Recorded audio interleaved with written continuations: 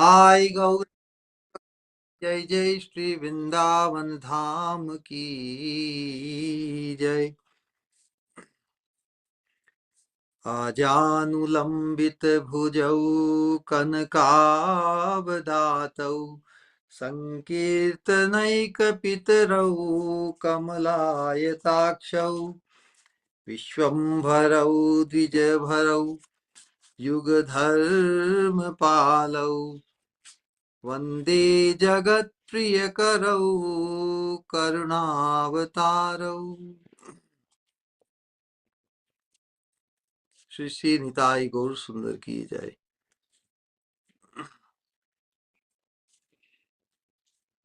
Welcome everyone to this transcendental program of studying Bhagavad Dharma, the Param Dharma or the ultimate absolute eternal duty of the humankind. Especially we are connected to the teachings or the flow of teachings and the mercy of Bhagwan Sri Caitanya Mahaprabhu. We are trying to appreciate and understand the unique, unprecedented gift of the highest level of Krishna Prem, Sri Radha Dashyam, exposed by Bhagwan Sri Chaitanya Mahaprabhu. Not only exposed, but he has manifested from the viewpoint of the living entities. This is the highest or ultimate manifestation of the mercy of the Lord. That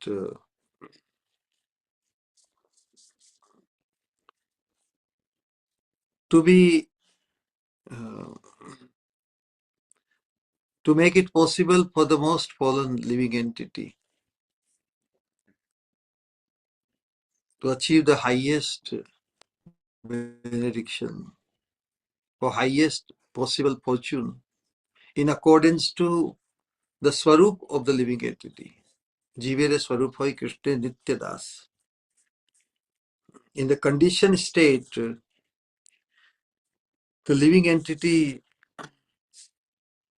just cannot imagine what fortune Mahaprabhu has come to bestow. So until the living entity or conditioned soul, especially the human being, becomes connected by the causeless mercy of the recipient of Mahaprabhu's mercy, it is not possible through any means or through any other qualifications or even due to the effect of millions of births, pious activities. So from that point of view, it is very, very extremely rare that a conditioned soul comes to appreciate the uniqueness of Mahaprabhu's benediction. It is very, very rare. Even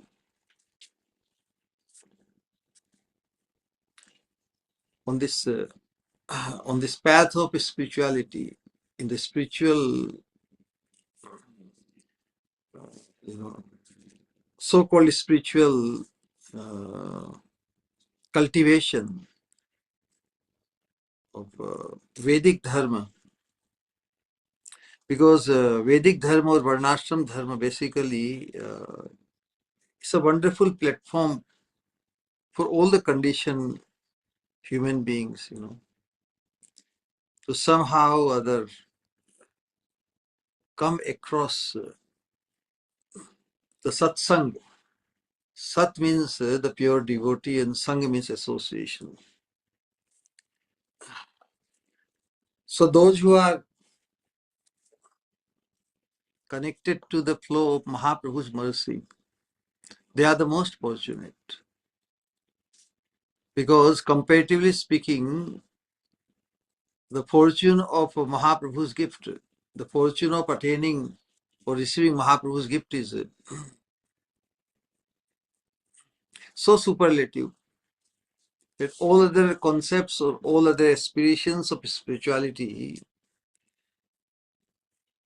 they cannot stand in its comparison. Tavat Brahma Katha, Tavat Brahma Katha Vimukti Padavim Tavanna Tikti Bhavet. तावच्चापि विशृंखलत्वमयतो नो लोके वेदस्ति तावत् शास्त्र विदाम मिथय कलकलो नाना बहिर्वर्त्मसु श्री चैतन्य पदाम्बुजे प्रिय जन यावन दृग्गोचर है. So all of us from this expression of Prabodhananda Saraswati, where he describes that all other proposals and aspirations in the name of spirituality or in the name of following the religious principles, all this, comparative and competitive conflicting ideologies, they can survive only as long as one does not come across the person of one who does not come under the merciful glance of the person who has received the mercy of the lotus feet of Sri Chaitanya Mahaprabhu. Sri Chaitanya Padambuje Priyajana, one who has endeared himself to the lotus feet of Bhagavan Sri Chaitanya Mahaprabhu. Tavana Drig. So, since all of us, because we have been blessed by coming under the radar of the merciful glance of the associates of Chaitanya Mahaprabhu, Gaura Bhakta, na? So definitely from that point of view, we can say that we are better off. Now, this acknowledgement that we are better off comes with an obligation. Now we have to become, we have to become fully blessed. We have to become a pure devotee of the highest nature, or in accordance or in fulfillment of Mahaprabhu's Manobhishta.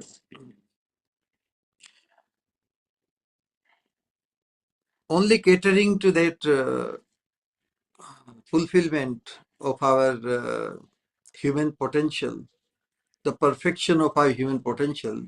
Currently, we are studying the 8 foundational, fundamental shlokas of Sri Sikshastakam. We are in the 8th shloka, which basically establishes the concept of steadiness in perfection. How, if you have touched the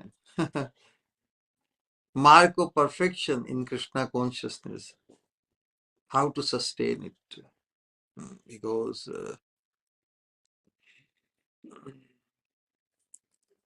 perfection in this path is not static.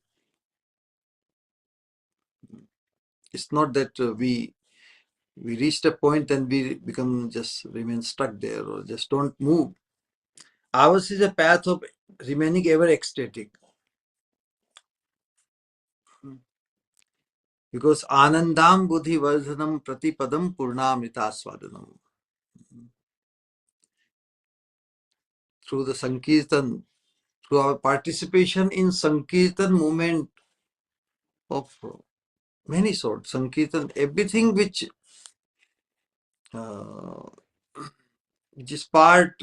is meant for glorification of the Supreme Personality of Godhead, it's Sankirtan.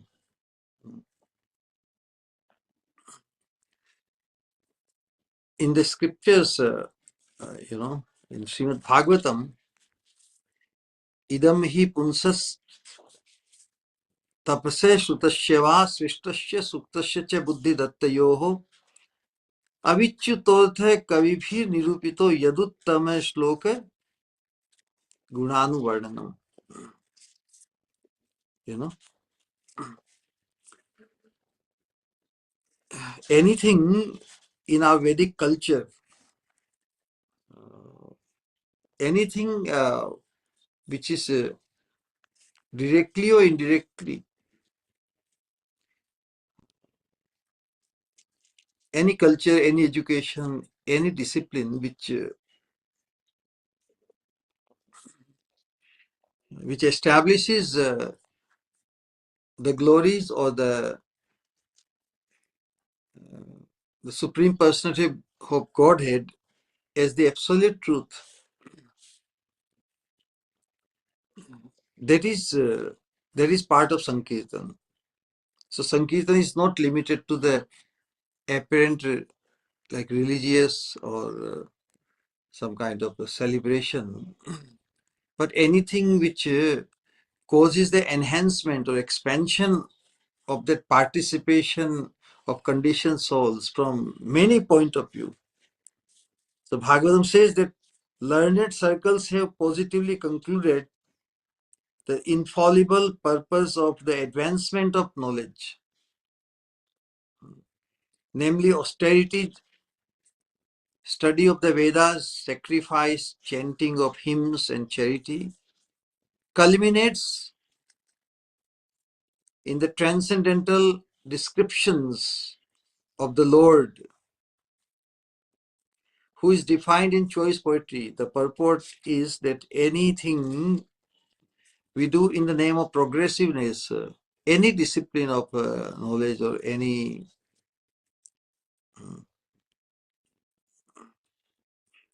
in the name of advancement of knowledge, that includes the austerity or studying of the Vedas or sacrifice, chanting of the hymns or anything, they are all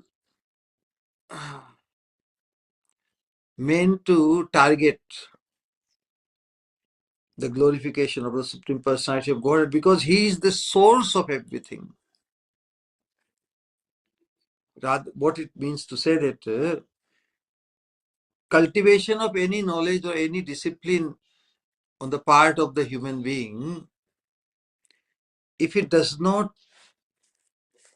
culminate into glorification of the Supreme Personality of Godhead, then it becomes a science. Only by,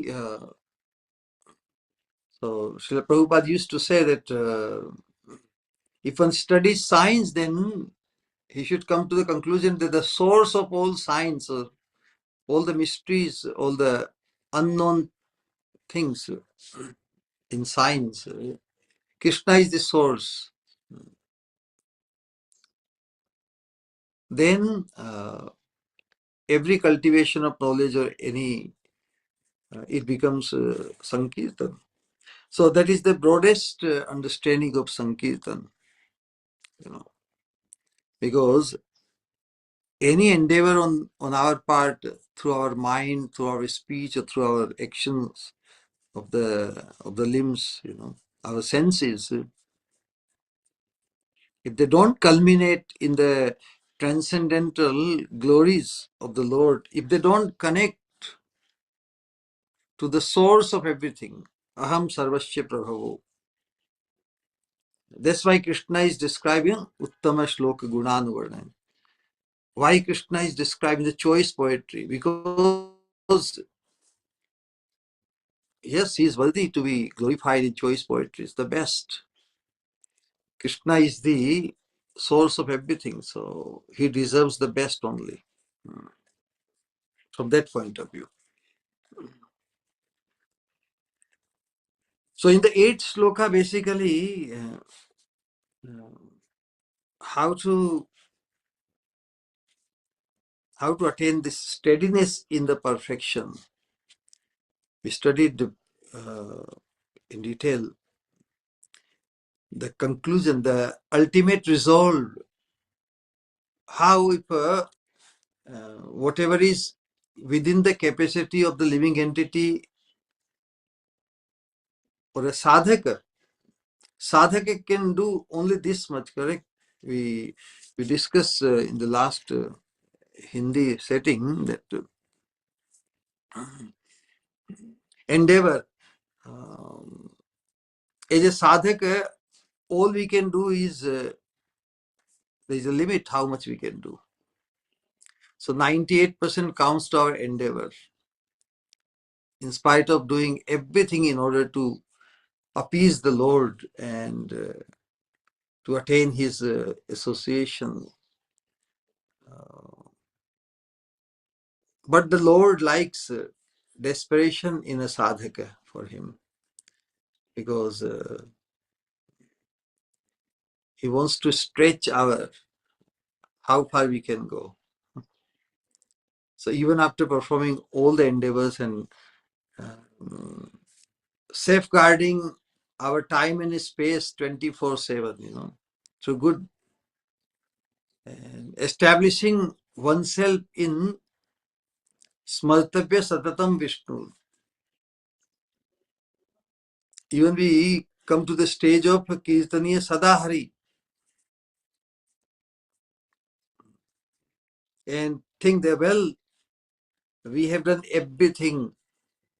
Now, what else is left? Correct.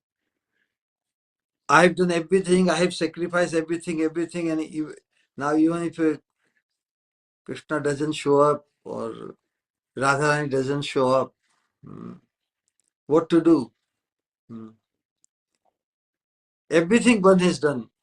Nothing works. But when we put everything in, when we invest all our thought process, our speech and actions just to please Krishna, just to impress Krishna, so that he include us in his association by showing up and also accepting, yes, I am pleased with you. But Krishna is supremely independent. What to do? Then comes the desperation. Means,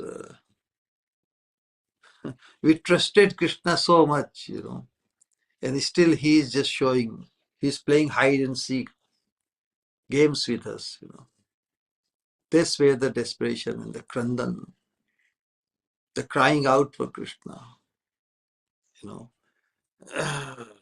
We trusted Krishna so much so that now still he remains unavailable, or he remains inaccessible to us. The only thing left is crying out for him. So as long as a person thinks that through one's own endeavor he can achieve Krishna, he can attain the Supreme, and he can just, as if he can find Krishna within his reach. Krishna is within my reach, correct? But Mahaprabhu has taught the process that a sadhak should think Krishna is far away from me. Krishna is too precious. Krishna is so that I don't have the means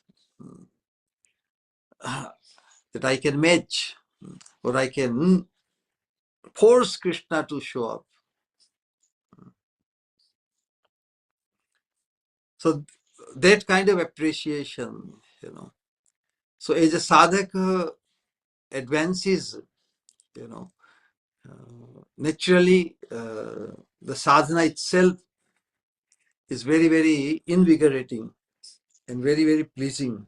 And one feels, yes, relishing Krishna's Naam, Rupa, Guna, Leela, Dham, Parikar, etc. is very, very blissful, wonderful engagement. But ultimate goal of all this is to be able to see Krishna face to face and deal with him. To be able to serve the lotus feet of the divine couple. And just to make us realize that they are so precious, they are so priceless. So in order to attain them, their causeless mercy, their mercy. So this ours is a path of attaining the mercy of the divine. Ours is not a path of a sadhana siddha. Sadhana we do to safeguard ourselves from asat sangha. But even after safeguarding ourselves from asat sangha 24/7, what is very essential or indispensable is our crying out to Krishna. Because all other means, everything we have tried, it has not worked. Still Krishna appears, was felt far, far away. This is Mahaprabhu says. One should think Krishna is, oh Krishna, I don't know how I can see you. Only you be merciful. You become the object of my vision. Jagannath Swami, Nayana Pathagami.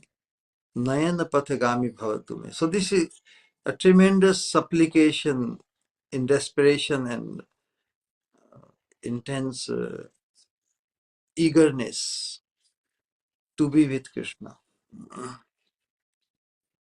So 8th sloka basically, it ultimately provides the consolation. So what kind of consolation we should be prepared to what extent we should be ready to honor Krishna's supreme independence, his Swarat. How you deal with the Swarat who is totally independent and autocrat. Can we appreciate Krishna as taking the position of autocrat? Well, it is not up to our choice.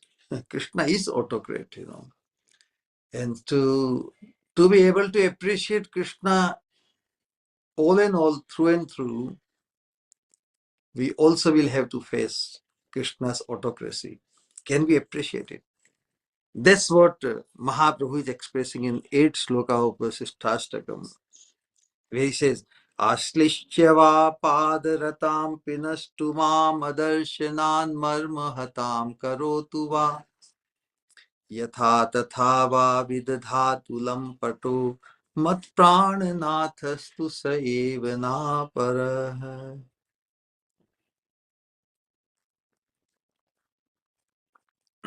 Sa lampatah. Lampata means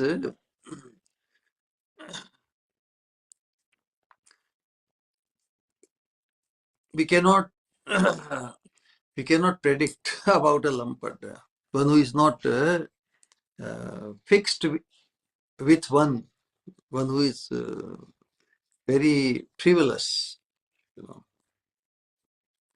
like a debauchee who acts for his own pleasure, not caring for. Krishna can afford to care for no one else because everybody is dependent on him. Everybody has been provided by him. Everybody owes one's existence to Krishna. So everybody is indebted to Krishna. So who can complain to Krishna? If we owe our existence to someone, we can be only grateful to him. So that is the attitude the sadhaka must develop, the sense of unlimited gratitude towards Krishna. Then whatever Krishna does, he's always right. He's always just. And of course, Krishna who acts for his own pleasure, whatever he wants to do for his own pleasure, it may cause his embracing one or trampling under his feet. In both situations, Krishna will still remain Krishna, or the only object of our love. the heart. Correct? So that is the expression. That kind of resolve, understanding, sadhak has to develop. So either let him crush me means make me his very own, like a maid servant.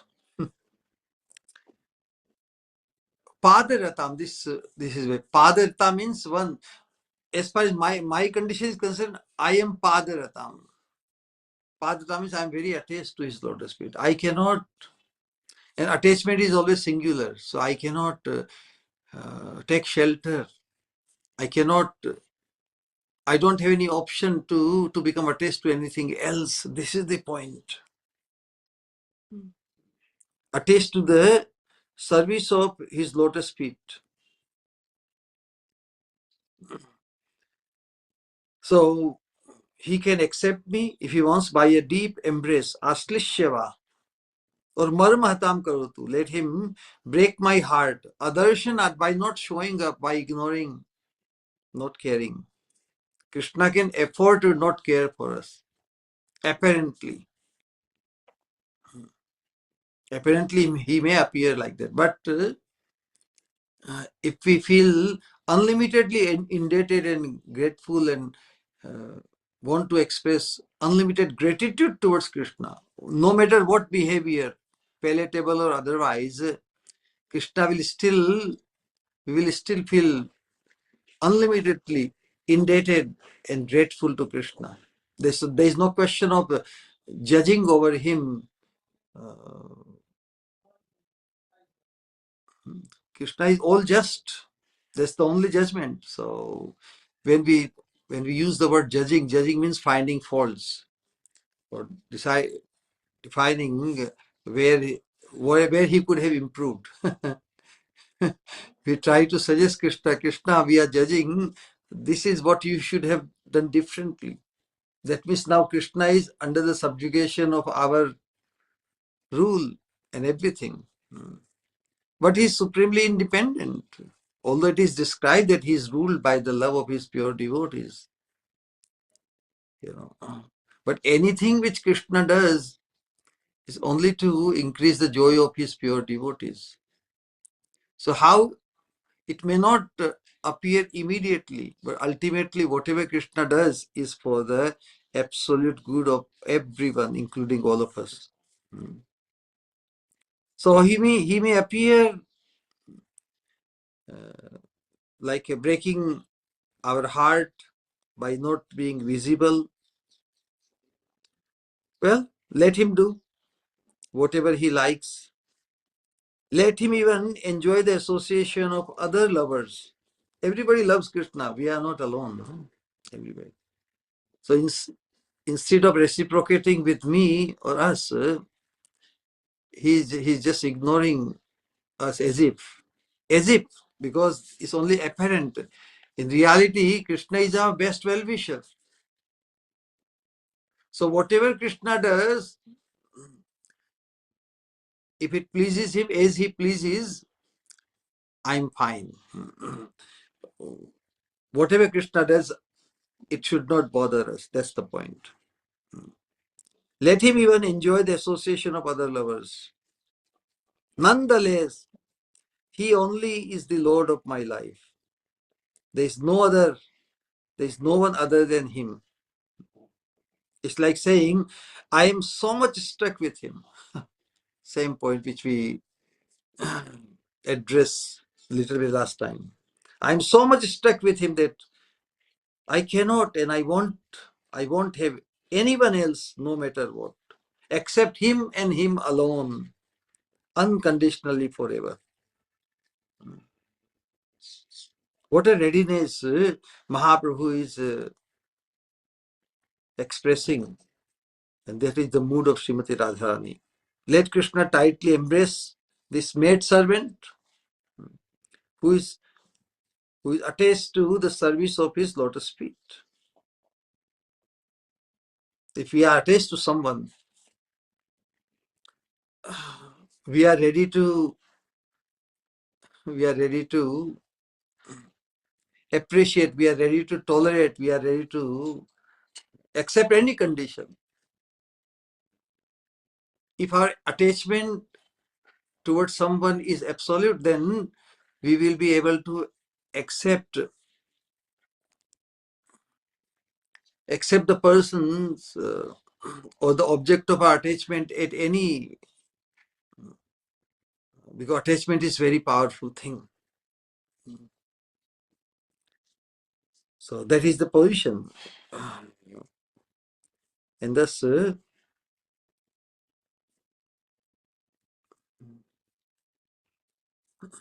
so Krishna wants, he may tightly embrace me, means show favor, show the favor, and make me his own. Or let him break my heart by not being present before me. In either case, no matter what he is, as he behaves, even if he sports with other lovers directly in front of me, he is still the Lord of my life. There is no one other than him. So this kind of understanding, this kind of readiness.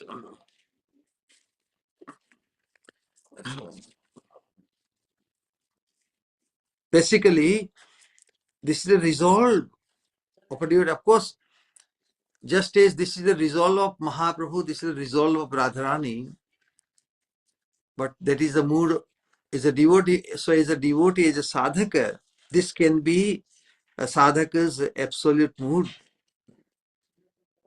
Like saying, I will not, I cannot, or I won't allow to endanger my vision, to diminish or spoil his status, the status of my beloved, in my estimation, even a bit, under any circumstances whatsoever. Even if he acts in any way unfavorable to me, he and he alone will ever remain the Lord of my heart, forever and ever, unconditionally. I won't judge him no matter what, for he is already more than life, more than my life for me. That much love, that much attachment. So I will always be for him and only for his joy and satisfaction, and will never become the cause to stain his glories. Rather, he can use me as he wants to fulfill his unruly demeanor. Krishna is unruly, correct? And if someone falls in love with Krishna, what happens? Krishna remains lovable and the only lovable under all circumstances. So he can use me as he wants to, fulfill his unruly demeanor and proclivity. But I am for him and him alone, unconditionally forever. So this is the resolve of a devotee. So in this verse, we are acquainted with the mental condition of the living entity. Upon attainment of the status of prema,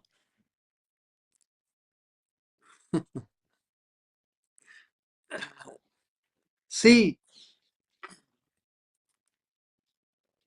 one expresses or defines Krishna in any way, but still he and he alone remains the object of one's heart's innermost sentiment or love. But the question is Krishna lumped or debauchee? That crest jewel of debauchees may delight this maid servant who is attached to the service of his lotus feet by tightly embracing me. Or he may trample me or break my heart by not being present before me. He may do whatever he likes, even if he sports with other lovers directly in front of me. He is still the Lord of my life. There is no one other than him. This characteristic of one-pointed devotion to Sri Krishna is known as a Krishnaik Nishtha. So exclusively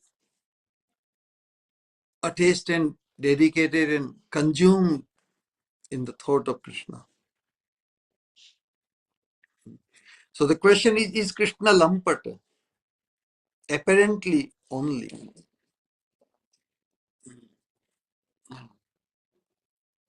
But he is obsessively engrossed and attached to Srimati Radharani. So this aspect of Krishna, because we are targeting Sri Radha Dashyam, so we have to be always be mindful, aware of what is Srimati Radharani for Sri Krishna. We are involved with Krishna not directly or not independently, but because Sri Krishna is the beloved or Priyatam, Vallabha of our Swamini Srimati Radharani. So we have to value him. We cannot ignore him. Rather, we should cater to his satisfaction and fulfillment. This is what Radharani wants. So if we want to please Srimati Radharani, Radharani's pleasure is dependent ultimately on the fulfillment of Krishna. And Krishna is Rasika Shekhar. So how to cause is Radharani wants, how to cause more and more ever increasing fulfillment for Krishna. So although Krishna may appear as a Lampata, means one who becomes apparently engrossed with other lovers, other ladies, other than Radharani, but because he's obsessively engrossed and attached to Srimati Radharani only, So only apparently to establish this comparatively superlative, exclusive charm for Srimati Radharani of Krishna. So this behavior of Krishna becoming involved with so many other gopis is manifest. That's why the scripture says that Radha Sange Yada Bhati Tada Madan Mohana Anyatha Vishwa Mohopi Sada Madan Mohit. Whenever Radha Krishna is with Srimati Radharani, and when Radharani is very favorably disposed towards Krishna, then nobody can distract him. But Krishna being the source of joy for everybody, so he also has to cater to the need of others. So in the meantime, when he is not allowed to remain engrossed even apparently with Srimati Radharani, he just entertains other living entities, gopis and gopas and other devotees in different rasa. Especially we are basically discussing Braja Bhakti, everything in the realm of Vrindavan.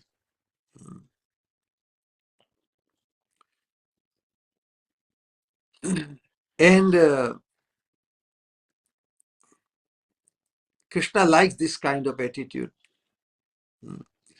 This characteristic of one-pointed devotion to Sri Krishna is very, very impressive. In Srimad Bhagavatam also, Lord Krishna speaks to Uddhavji, Martyo yada tyakta samasta karma nivedit atma vichikirshito me tada mritatvam pratipadyamano mayatma bhuyaya cha kalpate vai.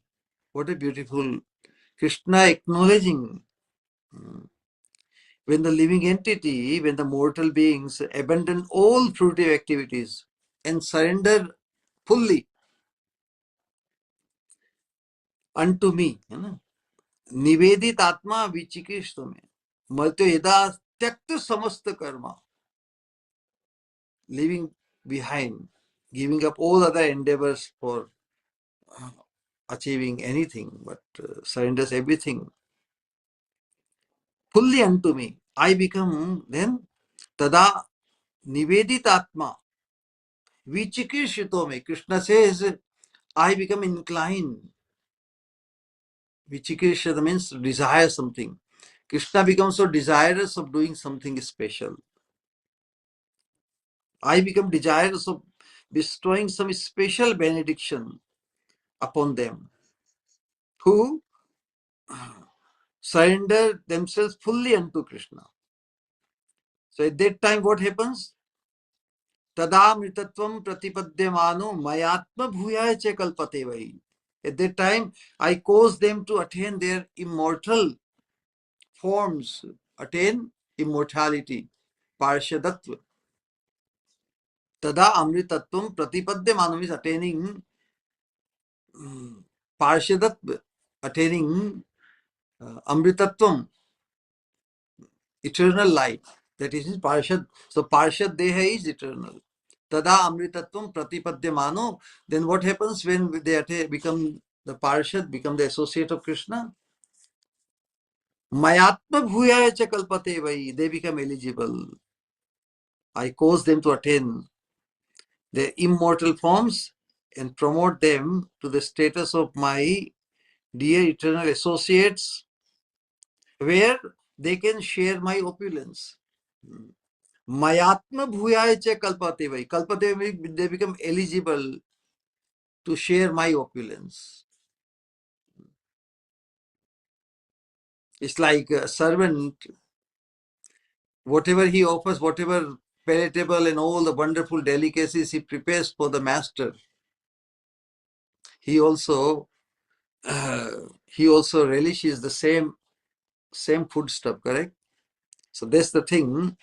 When Krishna becomes impressed by the complete unconditional surrender of a living entity, then Krishna provides this fortune.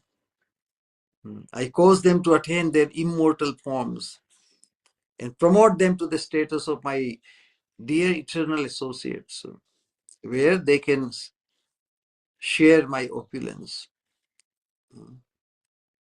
So from this characteristic, it is understood that in the stage of prema, Krishna is the only life, wealth, and heart of the devotee. In that condition, the perfection of religion is fully exhibited in the form of the mutual attraction between Krishna. So Krishna also becomes attracted, becomes impressed by Krishna. If Krishna is not impressed, so this is very amazingly wonderful. Although Krishna, everybody is impressed with, na? Krishna is all attractive, so he impresses everybody. That's natural for everybody to become impressed by Krishna. But Krishna has given us the potential to become the object of his attraction. That's where this pure devotional service through full surrender comes. Basically saying that Krishna loves unconditional full surrender of the living entity towards him. So we have the potential to become the object of Krishna's attraction. That's why I say, so this perfection of religion is fully exhibited in the form of the mutual attraction between Krishna and the devotee. It's like a magnetic effect, like the iron drawn towards the magnet, no? So that kind of thing. It's like a very forcibly attracted, devotees forcibly attracted towards Krishna, and Krishna, in his reciprocation,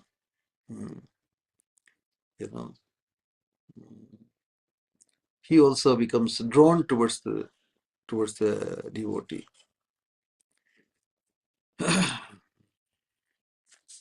So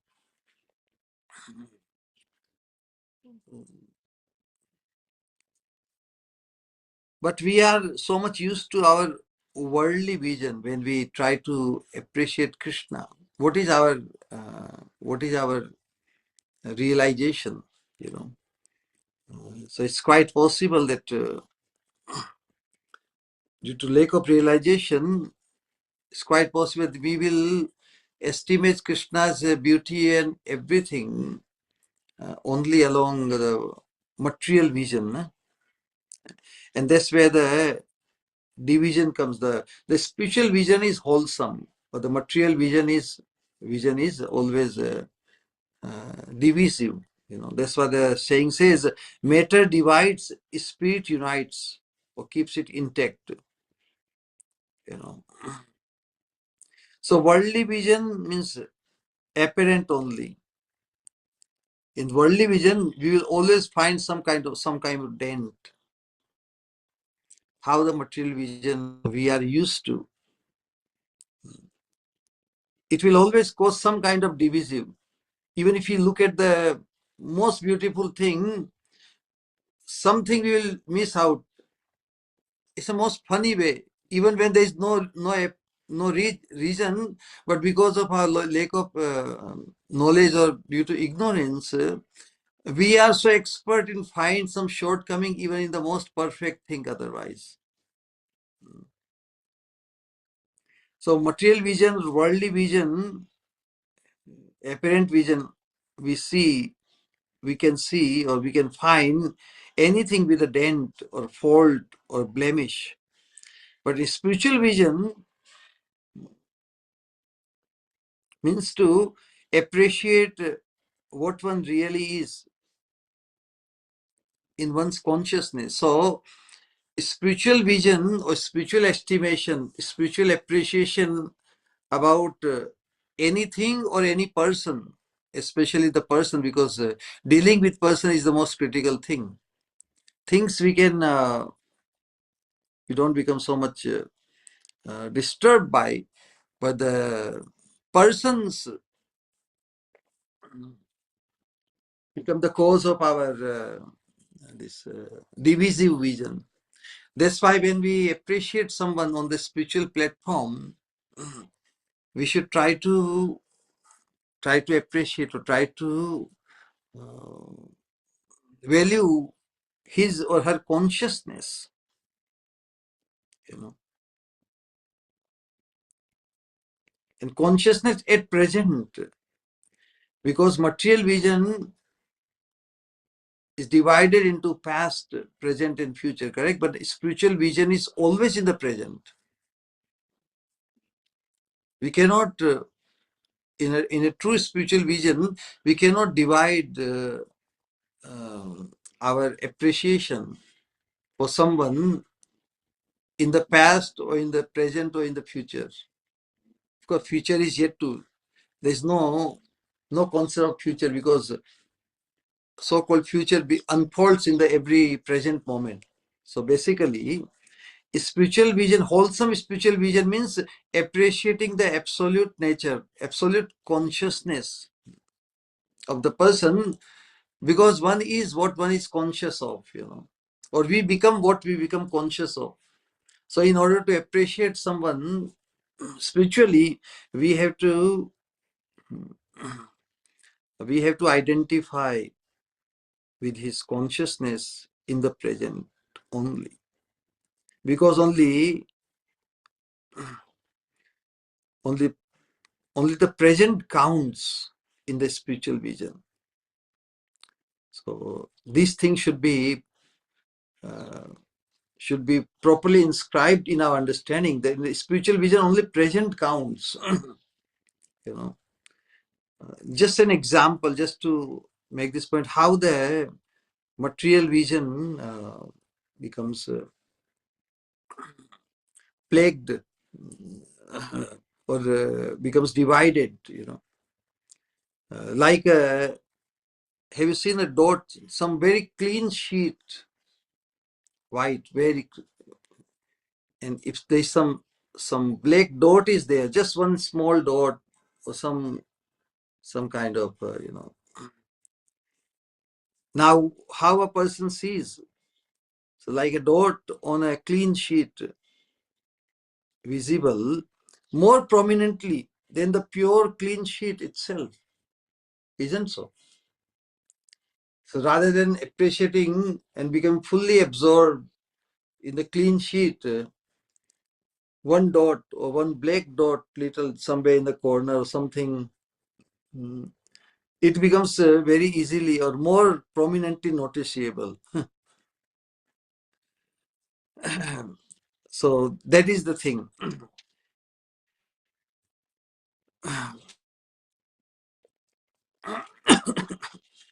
But how Krishna, when it comes for Krishna to appreciate the full surrender of a devotee, Krishna is so expert. Krishna has no false ego to impose upon the living entity or a pure devotee that I'm matchless. Nobody equal to me. So Krishna, so there is no actually arrogance. Krishna's appreciation for his devotees is so much so that he does not hesitate to take a secondary position. Although Krishna is always the supreme, you know, but Krishna does not hesitate to put his devotees superior, even expressing very openly that I'm no match to you, especially in relation with the gopis who are so engrossed, whose hearts are so much engrossed and consumed in the thought of bringing joy to Krishna. Krishna knows this, that the whole existence is for my sake to bring joy. So how can Krishna, if someone becomes so conscious of someone, how can that person remain aloof from you? It's not possible.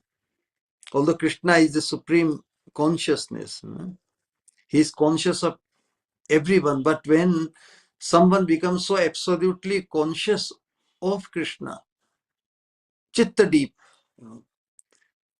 how can Krishna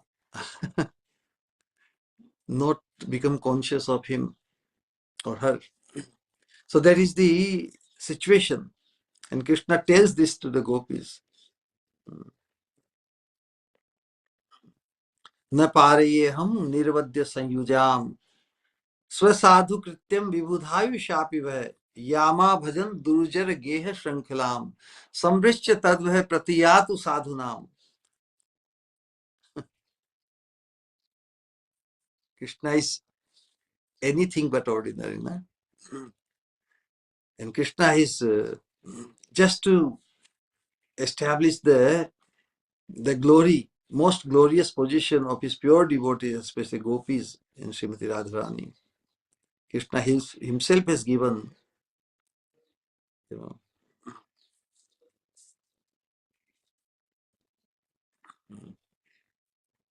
my beloved, Krishna says, "Na pariye hum nirvadya sanyujam." Oh, my dear gopis, swasadhu krityam vibudhayu shapiva. Nirvadya sanyujam. Nirvadya means without any fault, without any shortcoming, without any blemish, without any blame, or without any defame. You're meeting with me, apparently, the wives of others meeting some other men, But in spiritual vision, Krishna is the husband of everyone. Krishna is not someone else. Rather, everyone belongs to Krishna. So there is no question from a spiritual viewpoint, from absolute point of view, there is no question that Krishna is meeting the wives of others. Krishna resides, Krishna is the overseer of the hearts, residing in the hearts of every living entity. So for Krishna, there is no one pariah. But Krishna is appreciating because this love, manifestation of love of the gopis in Gokul, in this material realm, its disposition is lokic. Its disposition is like in the material world, And so apparently gopis did leave their so-called husbands to meet Krishna when Krishna called them.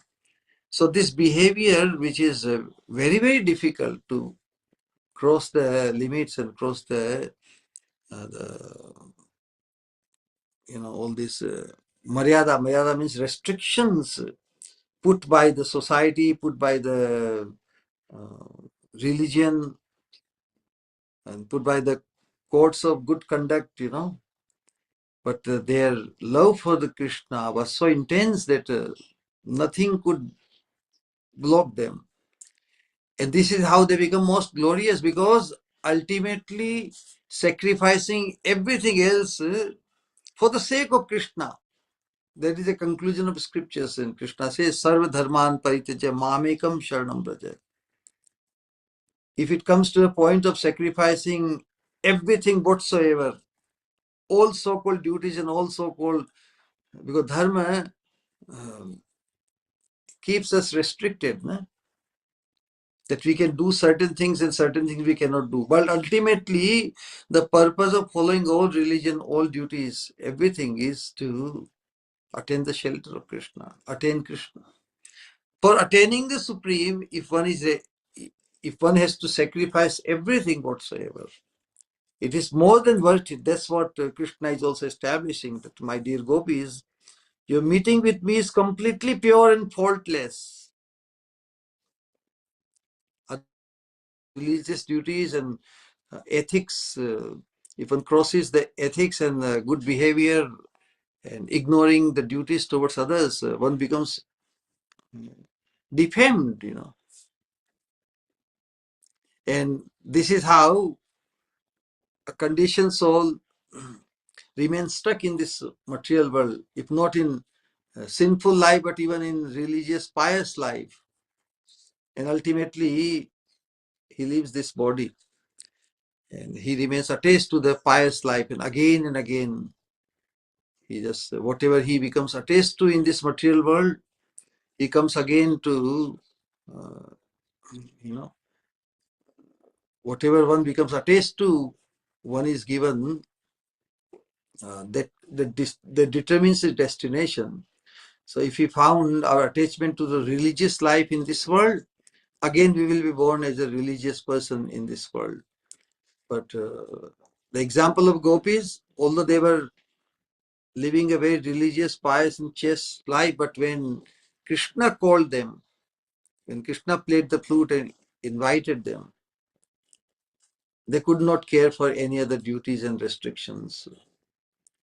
They just went for Krishna without worrying about the consequences. So that is what Krishna is appreciating. So ultimately, the ultimate perfection of religious duty is to attain the Supreme. And especially if the Supreme calls, should one have any second thought?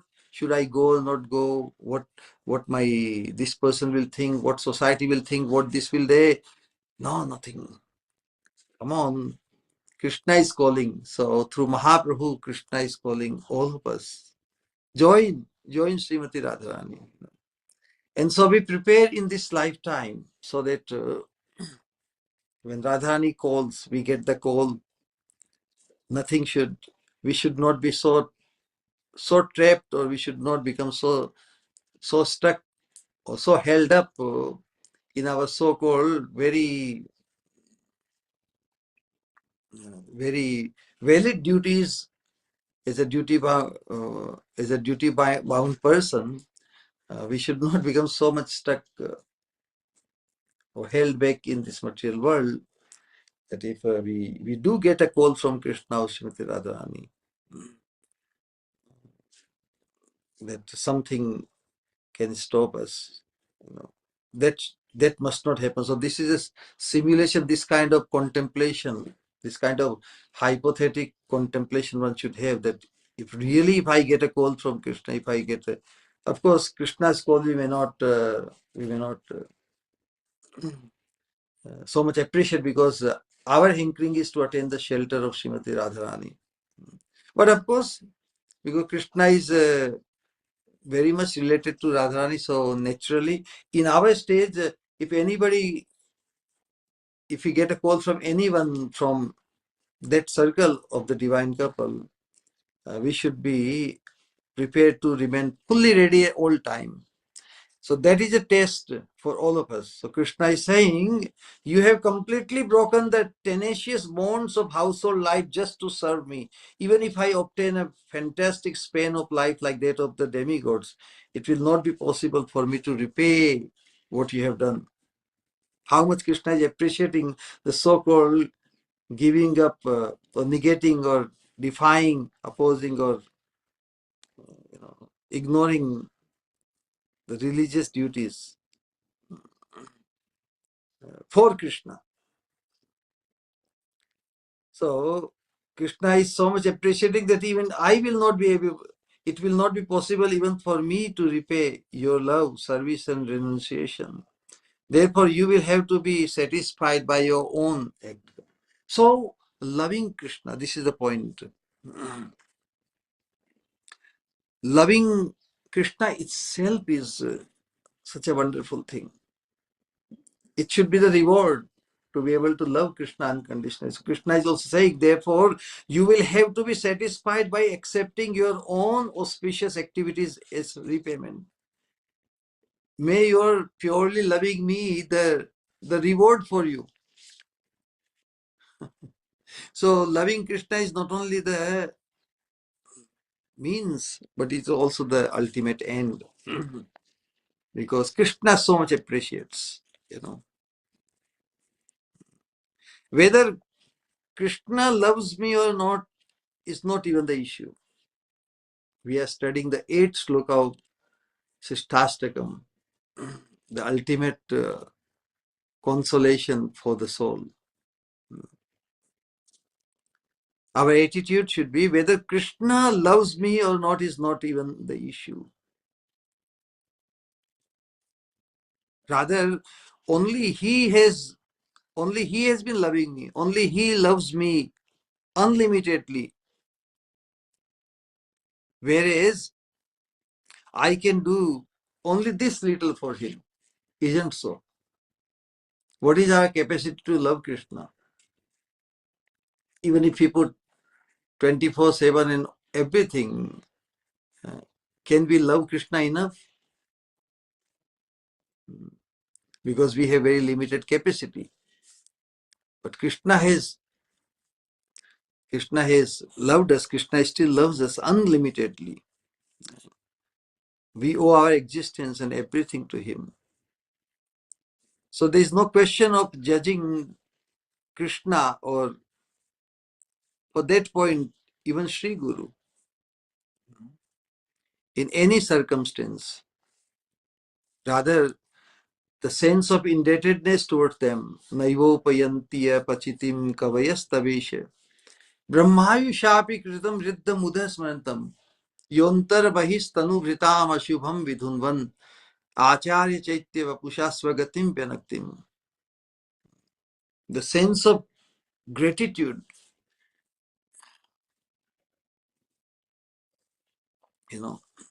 we can have such a high level of appreciation in expression of our gratitude towards Krishna. How much favor Krishna has done, only we have remained ignorant about it since eternity.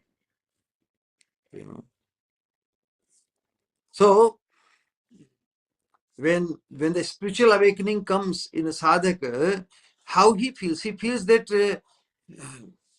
to have become blessed, especially to become blessed to fall in love with Krishna. And what is that experience? How to experience falling in love with Krishna? But that is made available through his representative, So to become blessed to fall in love with Krishna or Sri Guru is itself the greatest possible achievement to cause the ultimate fulfillment of a soul.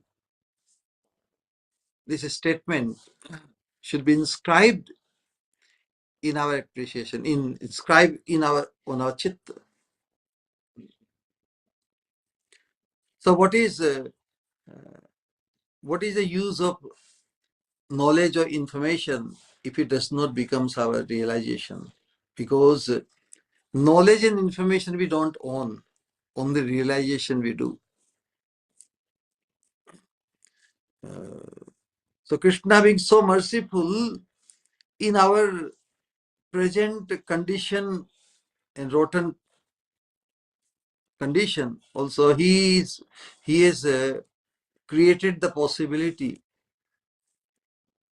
to cause us to experience what it would be like to fall in love with Krishna. Krishna is absolute, singular, who can match Krishna. But what is the definition of supreme, especially with regard to in the realm of love which we are moving towards? Who is appreciated as supreme in the realm of love? So the question may be asked as to how much or to what extent one can remain unconditional with regards to Krishna. Of course, Krishna is still indirect. So ultimately comes down to who can be perceived directly as no less than Krishna. So the question is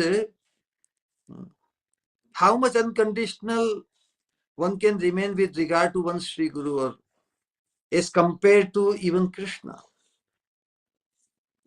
in one's self-surrender to Sri Guru.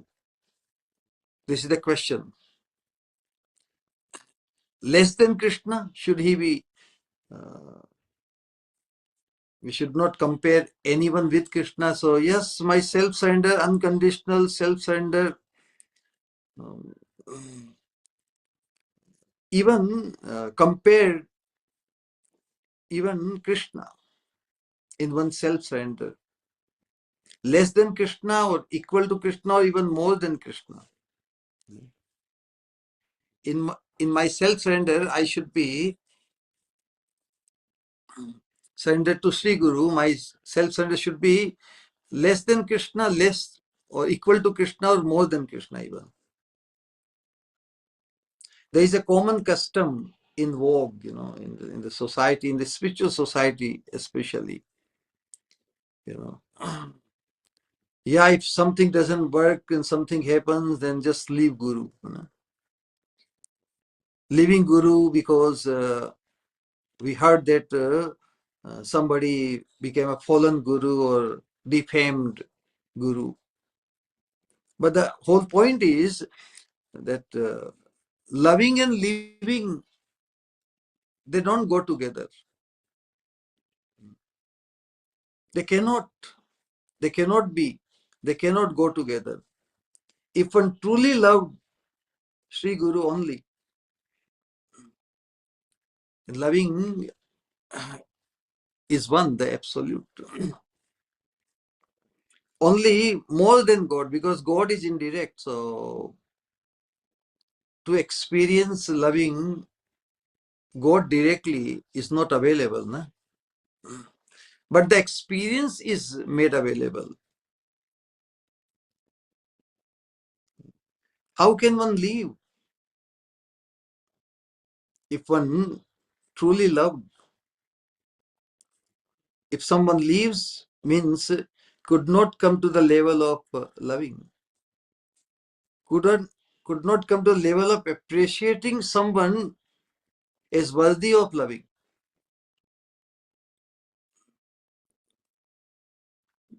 We have the example, sometimes example is given, some stalwart, like in the case of Brahmaji. Brahmaji had some some behavior on his part. But when we think of Brahma, do we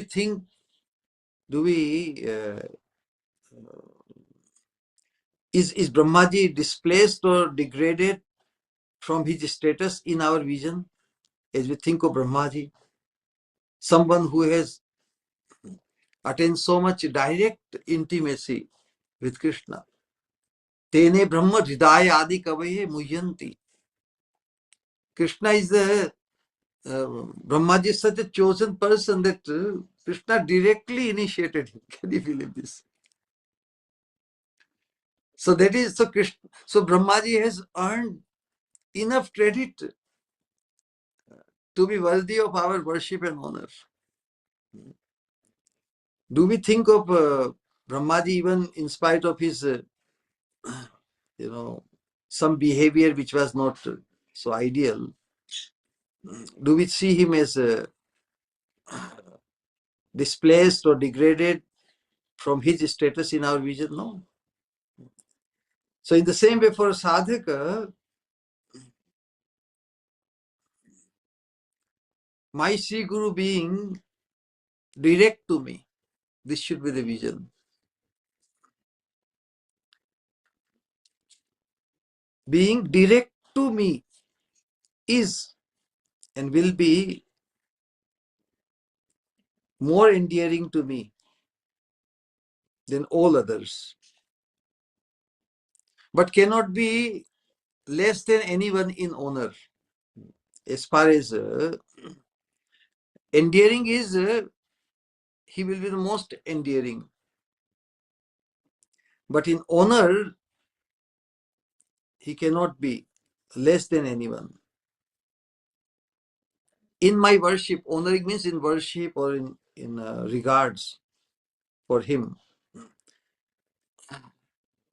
To put him in regard or worship less than anyone would be offensive. Especially when we think of Krishna. Krishna is the only object of our love, correct? We have been hearing this. Krishna should be the only object of our love. Then why should one love anyone else? Unless someone is perceived as more lovable.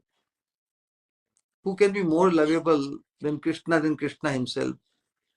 So when someone is perceived as a direct manifestation, but that can be only Krishna's special and customized manifestation for us.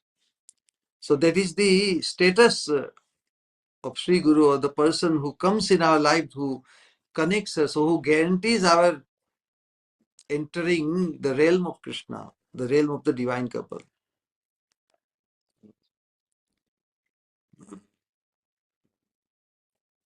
What is the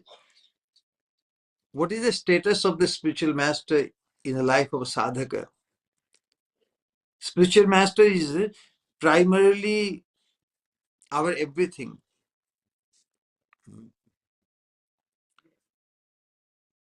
But he's like a doctor, practically.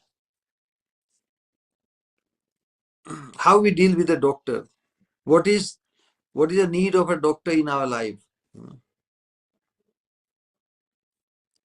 Practically, the spiritual master is like a doctor. What is apparent? What is apparent is also real, na?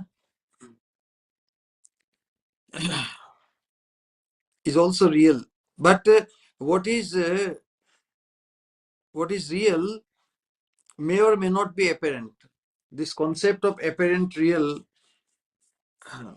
in the material world, the apparent and real duality exists in duality, but in the spiritual vision, apparent and real duality does not exist. So in reality, the spiritual master is everything for the disciple, not just apparently. What is apparently is also really, but what is really may or may not be apparent. Just because somebody is not apparent doesn't mean that he's not there for us. In reality, the spiritual master is always available, always accessible, always there for the disciple, just as Krishna is, So one can access the spiritual master in one's thoughts, in one's consciousness, and there are so many means, social media and different things now. So one should not think that apparently because the spiritual master is not visible or not no communication apparently, so we are not in touch with him. No, in reality, the spiritual master is always with us, always accessible to us. He is within our access. He is always within our reach.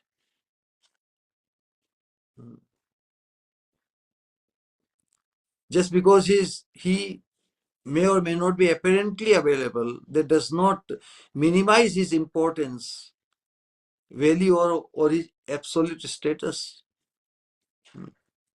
That's why an analogy with the doctor is given. When we really need the doctor, don't we find his access? Whenever one needs him, means whenever one needs a doctor, he does become available and shows the concern also. No? But how many times, how many doctors on their own contact anyone? Have you heard anybody? Doctor making the list of and calling, because the word doctor connects to the patient. So only when a person becomes a patient or feels the need, then he contacts the doctor, isn't it? Because if a doctor calls someone and if the person is not a patient, the relation cannot be called doctor-patient. It would be maybe some friend or family, correct? You see the point. So that's why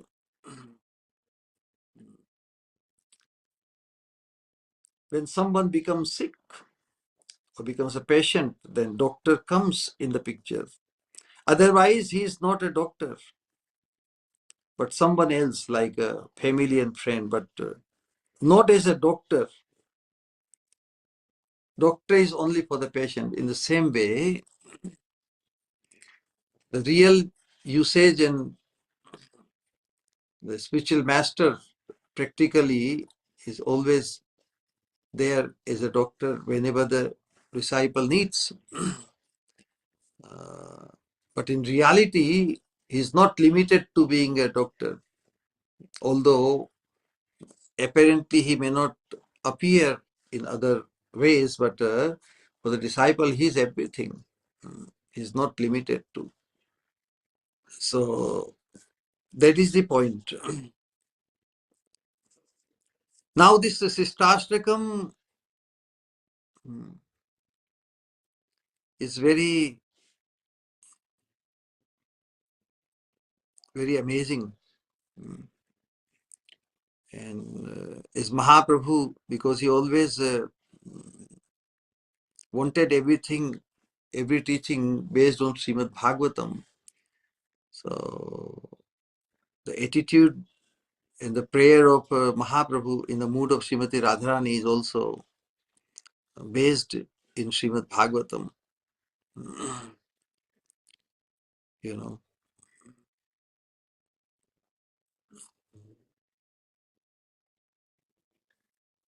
even when Krishna appeared from the when he disappeared from the Ras arena, and then in search of Krishna, gopis went to such a hard time.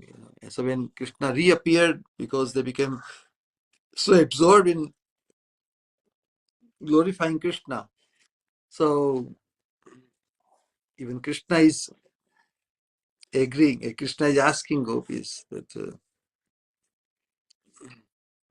actually I didn't leave you, but apparently I disappeared from you only to increase the intensity of your feelings for me. So how intense and how glorious the loving sentiments of gopis, unless Krishna did his part, which apparently appears very bad. Na? Somebody is crying out for Krishna like the gopis, and Krishna is playing hide and seek. But that intensity would have not become manifest unless Krishna played his part. So Krishna is saying that I disappeared from you only to increase the intensity of your feelings for me. And I was secretly listening to your love intoxicated speeches. I am your beloved, otherwise why would I be around only? If I did not care for you, I would have left. But Krishna was just there, around there. I was secretly listening to your love intoxicated speeches. I am your beloved, therefore don't be displeased with me. So, so this is Shikshastakam. It's such an amazing thing. So, the significance of Shikshastakam is related through the life and experience of Sri Caitanya Mahaprabhu. Chaitanya Mahaprabhu, when he retired from all other, after taking sannyas and preaching for 6 years throughout India, then last 18 months only residing in Jagannath Puri, and especially last 12 years, he was so much absorbed in Radha Bhava. And during that time, just to provide solace to himself or consolation and appreciating Krishna unconditionally. And so this, the conclusion, this 8th sloka of Shikshastakam is so amazing. Of course, Mahaprabhu advented to, Krishna advented as Mahaprabhu to fulfill his 3 inner desires. Sri Radhaya Pranaya Mahima Kidrisho Vanayaiva Aswadyo Yena Adbhut Madhurima Kidrisham Va Madhiya Saukhyam Chasya Madanubhavat Kidrisham Vetti Lobhat Tadbhavadya Sachi Tadbhavadya Samajani Sachi Garva Sindhu Harindu. So this is this we are studying Shikshastakam and expression of love, unconditional love to this extent was made possible because Krishna became enchanted. Krishna became intrigued by Radharani. What is the greatness of the transcendental love of Srimati Radharani? Sri Radhaya Pranaya Mahima. Srimati Radharani, who is the personification of the Lord's internal potency, Swarup Shakti. Second desire, what is the extraordinary sweetness of Sri Krishna that she tests through her love? And third, and what is the indescribable happiness that she experiences when she tests the sweetness of Krishna through her love? These are the reasons why the absolute truth, the supreme absolute truth, Krishna, desiring to fulfill these 3 inner longings, assumes the form of Sri Chaitanya Mahaprabhu. So finally, this was the primary reason of Mahaprabhu's advent. So when secondary reasons and preaching and bestowing love of God upon the human society and Sankirtan, they are the secondary reason for Lord's advent.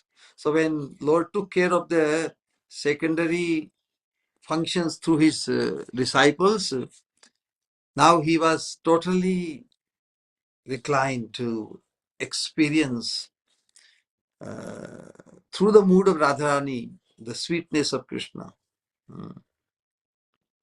So during that period, this Shikshastakam prayers, which is filled with all the conclusions of bhakti, and to the people, and through this he has preached to the people at different levels. Shikshastakam covers the teachings and encouragement for every being. It will boost the fervor of bhakti in any person. Ultimately, the eight sloka culminating, from sadhan bhakti, bhav bhakti, and prem bhakti, it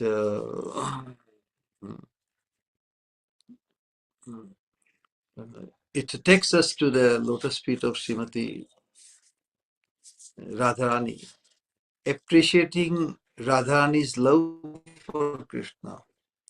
And so, if we truly want to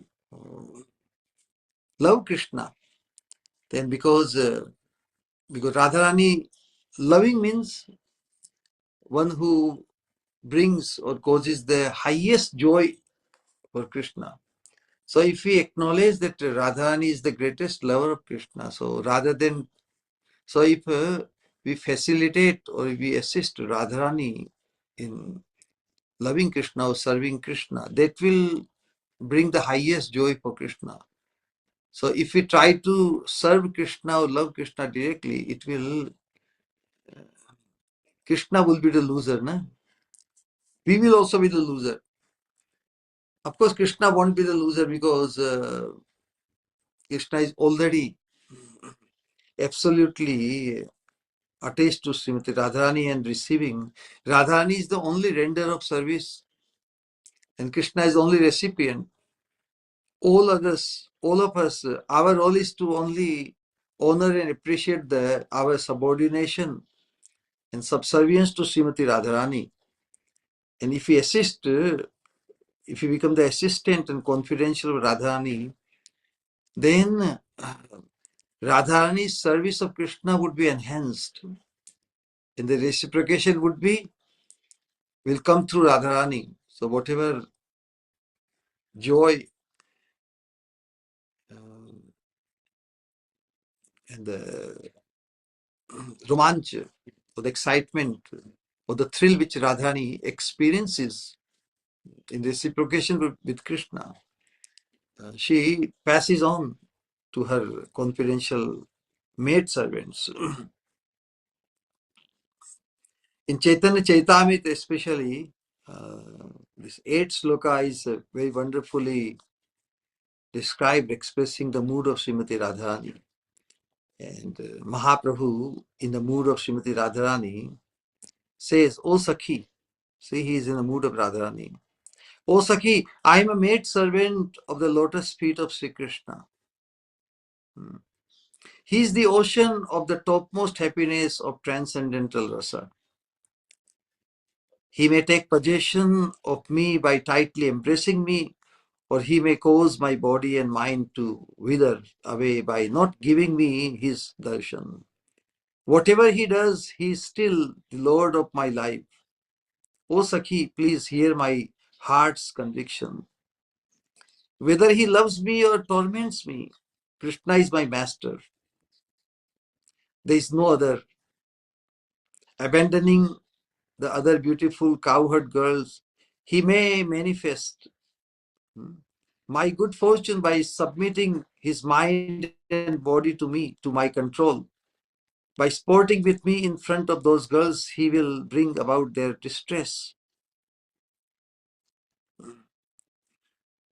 He is wicked, impudent, and deceitful debauchee, who is immersed only in the satisfaction of his own whims.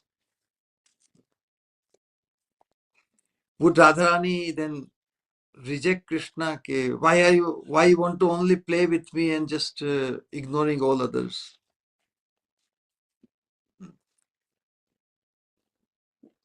Krishna is an autocrat and he has to be appreciated. Yeah. Even if at the cost of others, if Krishna wants to give me that much importance. Radharani is saying, yet he is wicked, impudent, and deceitful debauchee, who is immersed only in the satisfaction of his own whims. He may mortify me by frolicking with other cowherd girls in my presence. Even then, he is the Lord of my life. I am not the least bit concerned about my own distress. I always desire his happiness alone. The basis of my life is simply to please him in every way. If by giving me distress, he is pleased, then distress becomes my greatest happiness. The whole idea here is that what Krishna means to us, um, you know. So from a sadhaka's point of view, from living entity's point of view, Radharani is our source. Krishna is our source. Radharani is the Mool Shakti. Radha Purna Shakti, Krishna Purna Shakti. And we are also Shakti Tattva. So our identity is, we gain our identity from Radharani. Although the credit is given to Krishna, Jivera Swarupa Krishna Nityadas. But this Nityadas, this living entity, Tatastha Shakti, the source of all Shakti, Krishna, Radharani is the Purna Shakti. She is the complete Shakti Tattva. So, a Shakti Tattva living entity, Radharani is our Sajatiya. We can be Sajati of Radharani. We cannot be Sajati of Krishna. Why? Because we are not part of his Swarup Shakti. So Swarup Shakti deals with Krishna very independently. Swatantramayi. But we are separated. We are not part of his Swarup Shakti. And that's why our taking shelter of Srimati Radharani is a more fortunate position than to take trying endeavoring to directly become connected in Krishna's service. So this is the compared to the mood of Mahaprabhu or mood of Radharani expressed in this, what is for us to take? So the mood of Mahaprabhu is expressed in the 8th shloka of that I am a maid servant. I'm the Radharani is ready to become, to become even the servant of the other gopis who please Krishna. That kind of readiness. I'm a servant. I'm a maid servant of the gopis who are always engaged in serving the lotus feet of Sri Krishna in varieties of different ways. But for sadhaka, in the stage of perfection, so this is, we are being introduced our stage of perfection, and it should cause such a fascination. Yes, if the stage of perfection is possible, definitely possible for us to achieve, and that our inclination to attain the stage of perfection should be caused by that fascination. What would be so fascinating? For a sadhaka, in the stage of perfection, one becomes completely free from the material designations pertaining to both our this gross body and also the subtle mind or the subtle body. The mind, intelligence, the false ego, and the subconscious mind. So at that time, the living entity becomes a female attendant of the gopis. Ultimately, in our case, for us, Srimati Radharani, in the Vrindavan, situated in the spiritual sky. What is that realm? The realm where Krishna freely enacts his divine pastimes. There, one is engaged in fulfilling the desires of Sri Krishna through Srimati Radharani. But of course, Krishna is so much exposed in the scriptures and everywhere that we end up generally calling to Krishna. But our Krishna is Srimati Radharani. This point should always be registered in our consciousness when we think of our sacrifice or our service. It is to primarily to Srimati Radharani, and through Srimati Radharani, by accepting subordination to her, appreciating our subservience to her, we serve Krishna. So there in that realm, one is engaged in fulfilling the desires of Krishna through spiritual senses in one's spiritual body. This is the actual nature of Prem Bhakti.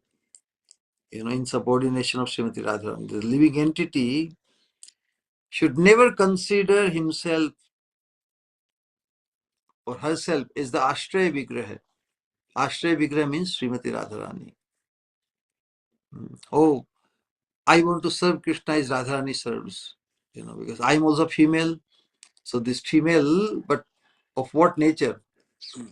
Female is a subservient, is a maid servant.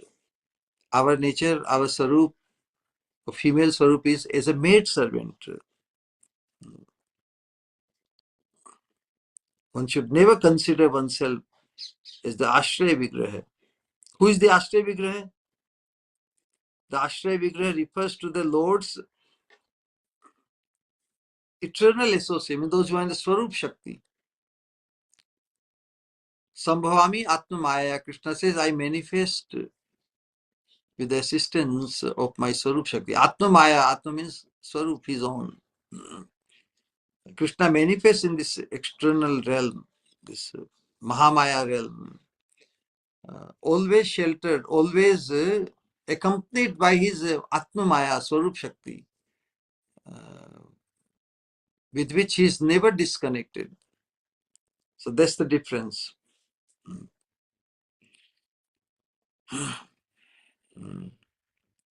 So, and the primary, who is the mool, original Ashraya Vigraha is Srimati Radharani.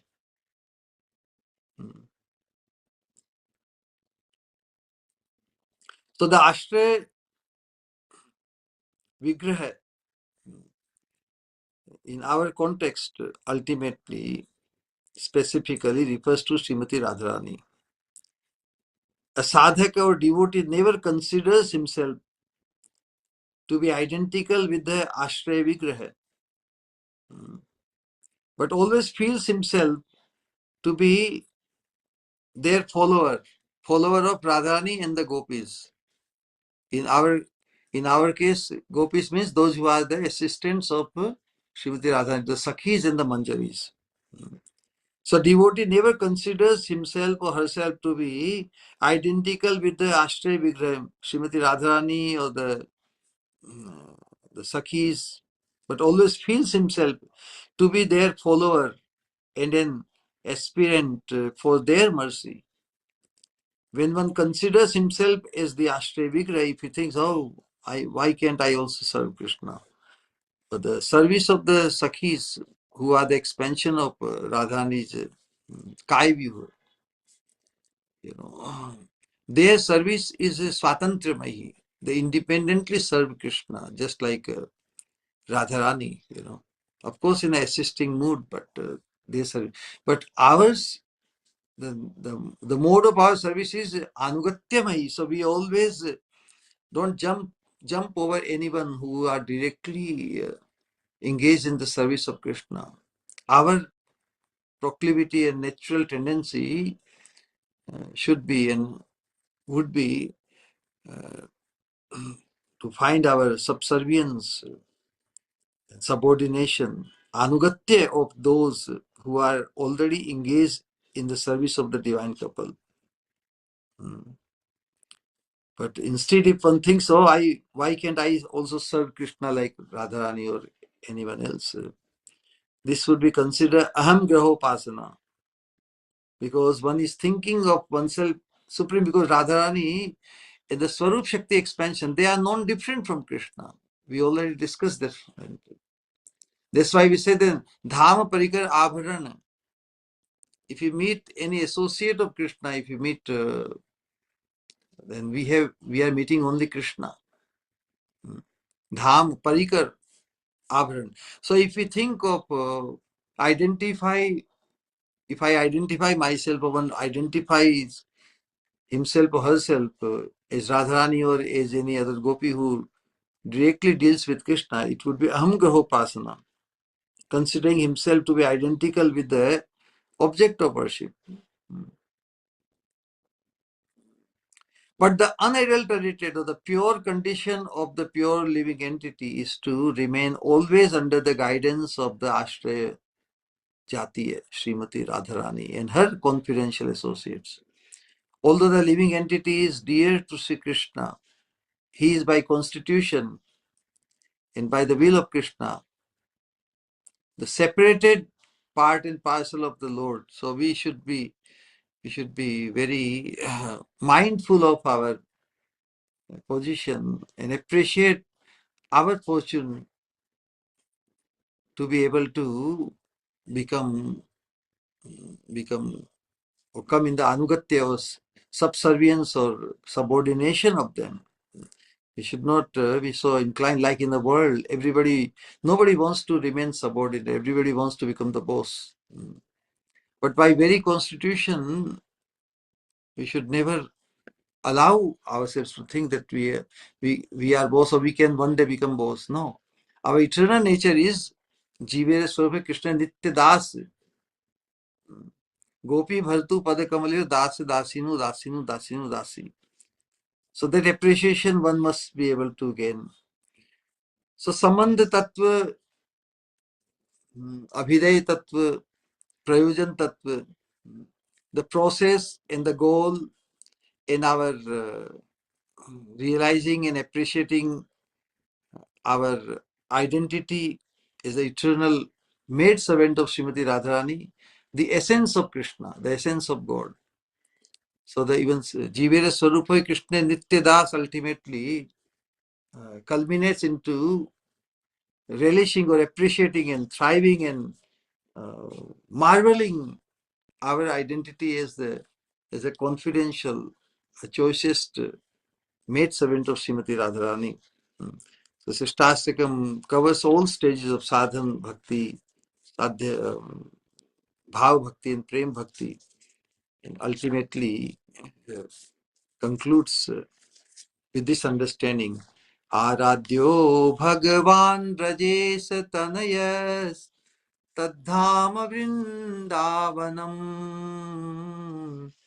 Ramya Kachitupasana Brajavadhu Vargena Ya Kalpita Srimad Bhagavatam Pramanamamalam Prema Pumartho Mahan Sri Chaitanya Mahaprabhur Matamidam Tatradaro Na Para. What it says, this is the conclusion of what we studied in Sikshastakam. Aradhyo Bhagavan Brajesh Tanayas. The Supreme Personality of Godhead, Brajendra Nandan, Sri Krishna, and his transcendental abode, Tadhama Vrindavanam. So Vrindavan Dham are my worshipable objects. The most excellent method of worshipping Krishna is that adopted by the young wives of Braja. So because they are the highest worshippers of Krishna, so rather than becoming like theirs, how can I also match them or becoming like them? No. But our nature of worship is in subservience. So the highest stage for us is to become subservient of the gopis, ultimately Srimati Radharani and those who are confidential with Srimati Radharani. Srimad Bhagavatam is the flawless and most authoritative scripture, and Krishna Prema, Sri Radha Dashyam of the highest nature is the ultimate, highest achievement of human life beyond mundane religiosity. Dharma is the Kama Moksha. So it is thus known as the Pancham Purushastra, the Param Purushastra, the ultimate achieving, ultimate or highest, attaining the highest perfection of our human potential. This is the This is what Mahaprabhu has come to give us. So we can feel unlimitedly indebted and grateful to this manifestation of Supreme Personality of Godhead as Mahaprabhu, and we can pride in identifying ourselves as the followers of Bhagavan Sri Chaitanya Mahaprabhu, uh, and attain the ultimate fortune is exposed and bestowed upon all of us through the mercy parampara of his intimate followers, everybody targeting and aspiring for Sri Radha Dasyam. बोलिए हरे कृष्ण कृष्ण कृष्ण हरे हरे, हरे राम राम राम हरे हरे. निताई गौर प्रेमानंदे, हरि हरि हरि हरि बोल. All right, thank you everyone for your patient listening, and we can invite some interaction and questions, comments, realization, appreciation, or anything which can be useful for us all. Hare Krishna. Hare Krishna, Pranam Shri Guru. Hare Krishna. Very wonderful, Shri Guru. Very beautiful. Every time we listen to you, it's always, always new romance, new excitement. The way you explain this vicarious mood of Radha Dasyam, it's tremendous. Every time we listen to it, it's always ever fresh. And because of you, Shri Guru, because following you and your disciples, we can imagine what it would be like to be to be a maid servant of Srimati Radharani. Simply wonderful, Shri Guru. Shri Guru, we have a small request. Yes. Since we studied all 8 shlokas of Sikshastakam from your lotus mouth, can we request you to sing the whole Sikshastakam for for all of our benefit? Yes, definitely. Everybody is encouraged to memorize all 8 slokas and recite them every day in whichever ISKCON centers. Anybody who joined, we joined in Los Angeles, so we were reciting every day in the evening after the evening Gaur Arati. We'll do that. In the meantime, if anybody has anything to say or any question or comments.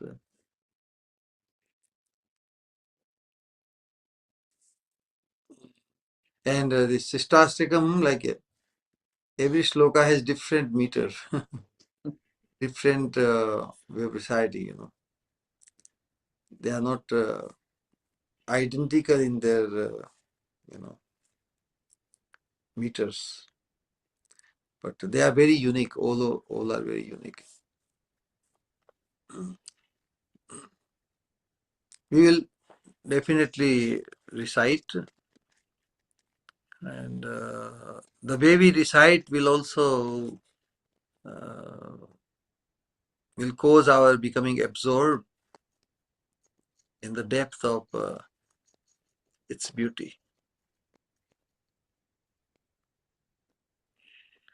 Anything anyone would like to, something, so many analogies, so many concepts we try to make clear. If something is not clear or anything, I try to explain as if I was explaining to myself. So whatever I was trying to explain,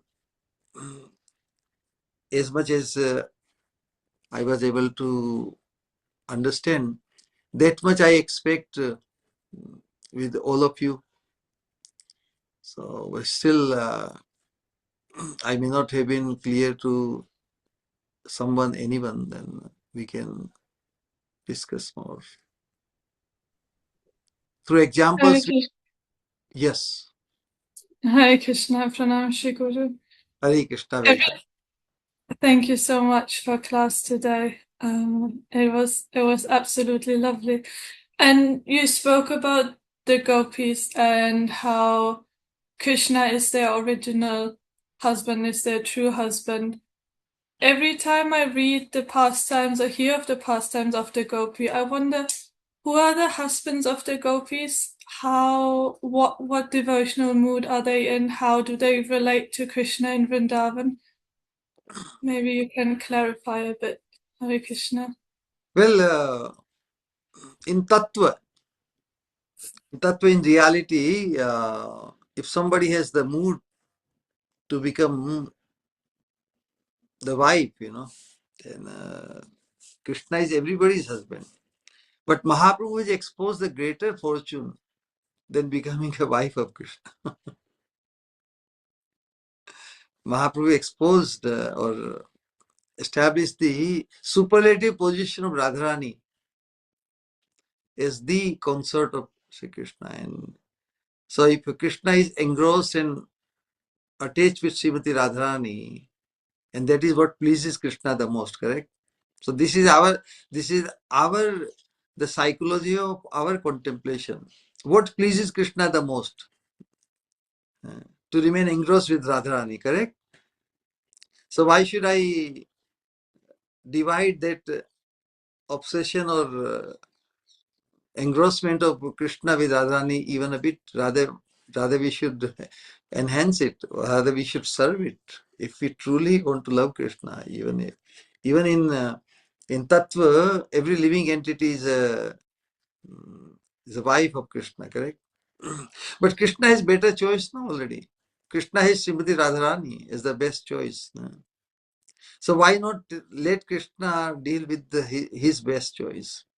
Why should we try to Krishna? I am also serving you. I am also looking for you 24/7. I also love you fully, completely. Why are you all the time engrossed with Radharani? So then we will become envious of Radharani, correct? But Mahaprabhu has exposed the fortune that become Radharani's. You know. Radharani is so exclusively superlative in her position, one who gives full satisfaction to Krishna. So, as a lover of Krishna, from the viewpoint of the scriptures and in the society, religious society, those who want to please Krishna or impress upon Krishna. So Krishna will be most impressed, he will be most impressed if we aspire to become a maidservant of Srimati Radharani. There is a saying in Hindi that if one ever developed a desire to make Krishna favorable to oneself, then the secret is, which Mahaprabhu has exposed, that we should become confidential of Srimati Radharani. Bin mange moti mile.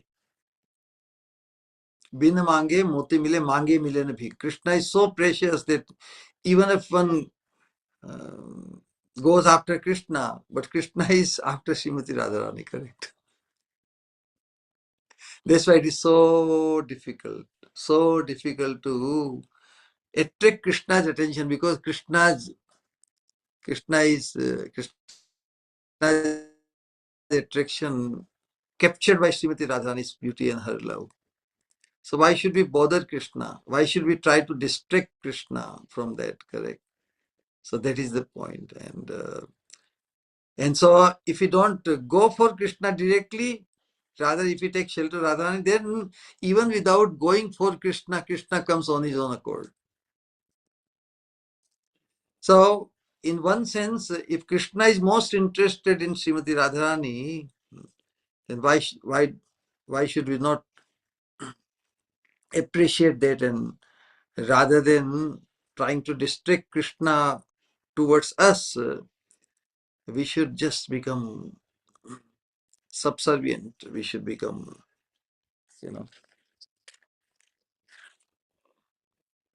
what happened? How this sorted? 1 second.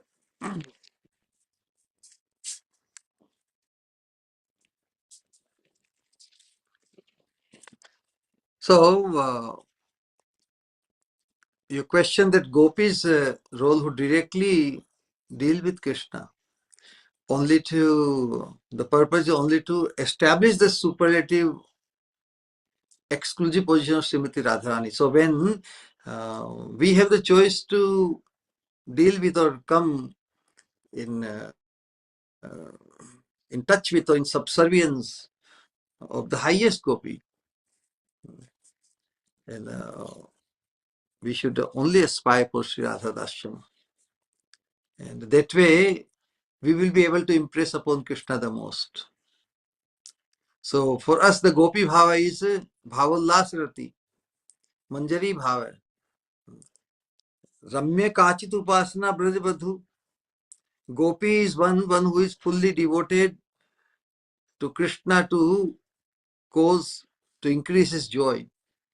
So for us to identify the Gopi means a Manjari, who is not directly interested in Krishna, independent of Srimati Radharani, but one who is classified as very much attached to the service of Srimati Radharani, and whatever Radharani wants to do, she wants to become the assistant. And that is the highest service to Krishna also, because although Krishna is a Swarat, Krishna is all capable, but when it comes to have the favorability of Srimati Radharani, he falls short. So definitely those who become confidential of Srimati Radharani, and Krishna has some function with them. Krishna would need them. So rather than becoming a botheration for Krishna, we should, if we have the opportunity to become a need for Krishna. Krishna so much needs Radharani, but in order to make that fulfillment, Krishna needs lot of help of those who are confidential to Srimati Radharani. And those who are confidential to Srimati Radharani, they also know that Radharani, because of her unique nature, she herself becomes the cause of becoming unfavorable to Krishna. Then who will break the impasse? She becomes her own impasse. And that's why the most confidential fortune or most fortunate position is to be in a situation where Krishna would need us. When we become Srimati Radharani's, then we become the need of Krishna also. Rather than hankering after Krishna and not getting any attention from him, because his attention is totally focused in Srimati Radharani. So you are intelligent being, just guess what would be more fortunate position.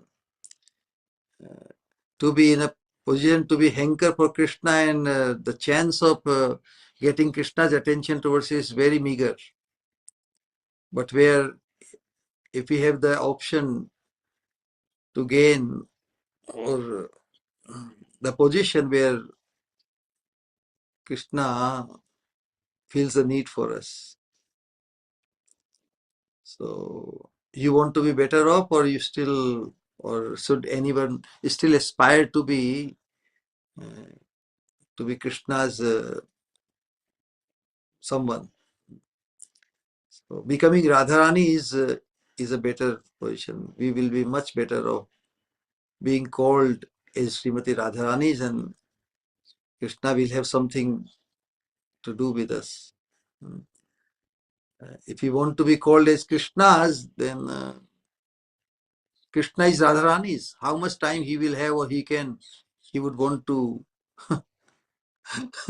spare for us.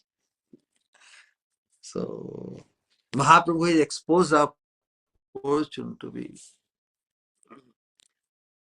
more useful for Krishna rather than remaining less useful for Krishna. Choice is ours. All right? So you are also a gopi, but gopi of a specific category, who is recognized as a confidential, a choicest maid servant of Srimati Radharani Gopi. So the title gopi is not, but a qualified gopi, specific Manjari gopi. Sakhis are also gopis, and gopis who directly deal with Krishna, they are also gopis. Radharani is also gopis. We are all gopis as female, correct? But in a specific role. So we should be very much particular, be very particular about our gopi of what nature? Gopi of Manjari nature, who are always more inclined and more partial towards Radharani. And that is our fortune. Hare Krishna. Thank you, Shri Guru. Pranam. Hare Krishna.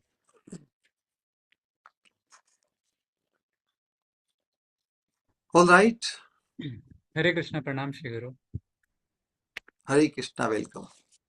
Shri Guru, a very beautiful class, very fascinating.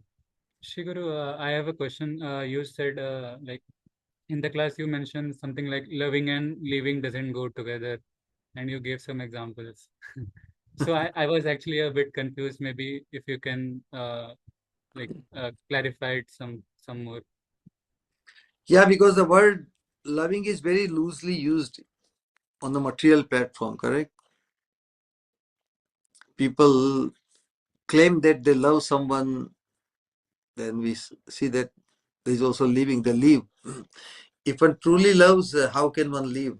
So the living and loving, they cannot go together. That was the point. Make sense? So that is the relationship, the eternal spiritual relationship. That is not possible. On the material platform, this may be possible, but in the spiritual platform, loving and living cannot be together. Because only object of our love is only Krishna, correct? The living entity has been hankering, not getting connected to Krishna. One is still wandering and still searching for love and reposing one's love in anything but Krishna. And this is how one remains baffled, and he loves someone, then again he gives up, leaves, life after life after life. So we could never experience what it would be like to love Krishna, you know. And that's why Krishna makes the arrangement. Krishna creates this situation where someone may be perceived as dear as God, you know. Because our loving Krishna is, we can think in our imagination, if we meet Krishna, how much we will be able to love Krishna. But will we be able to love Krishna unless we fall in love with him? In order to love Krishna, one has to first fall in love with him. No?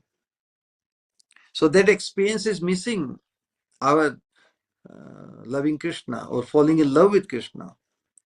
That's why one can fall in love with a person who comes in direct connection with us. No? So the spiritual master, falling in love with the spiritual master, is that experience. So that's why I say, if one truly loves Sri, that is and only more than Krishna, because Krishna being indirect, the spiritual master being direct, so the experience is experience is more than God. So that's why Bhagavatam also establishes, Krishna also says that worship or dedication or loving of my devotee, I consider greater than my own worship. So that is allowed, So if one perceives the status of the spiritual master or his appreciating or becoming attached to his identity, who is the spiritual master? Who is Sri Guru in our this in Raganuga Bhakti in our line? The spiritual master, the status of the spiritual master, or our connection with the spiritual master is our perception of the glory of the spiritual master, our love for the spiritual master, you know, is very high. And who can be greater than God? So greater than Krishna is Srimati Radharani, isn't so? And that's why the status of the spiritual master, or the perception of the spiritual master in our loving or dedicating or is that of this that of Srimati Radharani. So that's why generally God is the limit of everything, correct? So, but since he is not in, since Krishna has not become our direct experience, so we don't have any idea what it is like falling in love with Krishna. We are discussing love of God, correct? So what is love of God? And that's why the person who becomes perceived as attractive is causing our falling in love. So he cannot be less than God, because otherwise one cannot love more than one. So the one who one falls in love, he has to be perceived as no less than him. And that's why we say that he can be only Krishna's special customized manifestation for me. So rather than Krishna is playing the flute and that manifestation, somebody is perceived as no less or more than him. So then he can be only non-different from him. So from that point of view, the spiritual master is non-different from Krishna. Rather, he is perceived as more dear than Krishna, because Krishna has not come in our experience directly, but his customized manifestation, Sri Guru, we can experience him, and there's a great possibility of falling in love with him, and that experience will be no less than experiencing or what we imagine what it would be like to fall in love with Krishna. So that's why if the status of spiritual master is for a disciple greater than Krishna, then how can one leave him? That's the point. All right.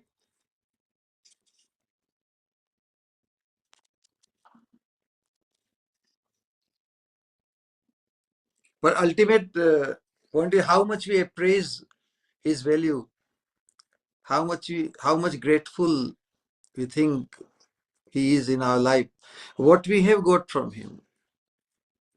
how much favors, how much kripa, what he means to us. If he means to us sufficient enough to be able to fall in love with him, then it is worth it. But if we have not experienced, if we don't evaluate, if we don't value or appraise his appraise or appreciate his favor, or what he has blessed us with, what he has caused in our life, what kind of spiritual awakening, and what he has, what fortune he has bestowed upon us.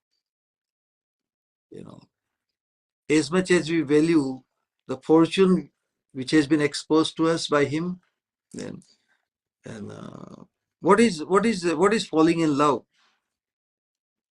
You know, love is like a tremendous attraction, incessant, acute attraction towards someone makes one fall in love with that person.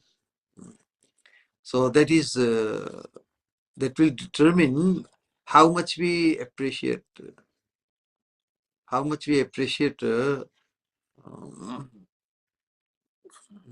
the fortune which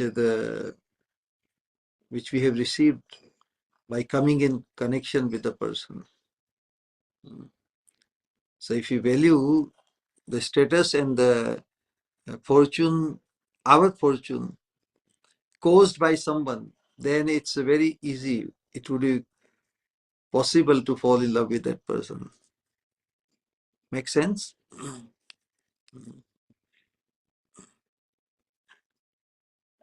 All right.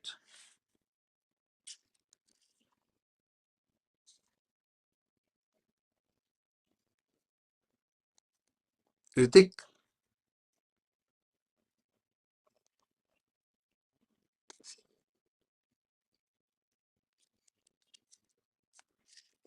Hare Krishna. Is Shiguru is very much clear, Shiguru. Thank you so much. Hare Krishna. Hari. Nitai Gaur Premanande Hari Hari Hari Bol.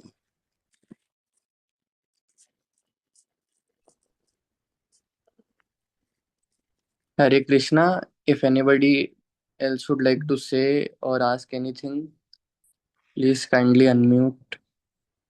So we are thinking that starting coming Saturday, we can begin in English this Prem Bhakti Chandrika. That will continue. All right. Prem Bhakti Chandrika also is very deep and very amazing. We did in Hindi few years ago. So I think it would be wonderful to share Prem Bhakti Chandrika with the English speaking audience also. Nitai Gaur. And Prem Bhakti Chandrika will cover many other foundational books, you know, Rupa Goswami, Raghunath Das Goswami, like Mana Siksha, Upadeshamritam, Bhagavad Gita, Bhagavatam.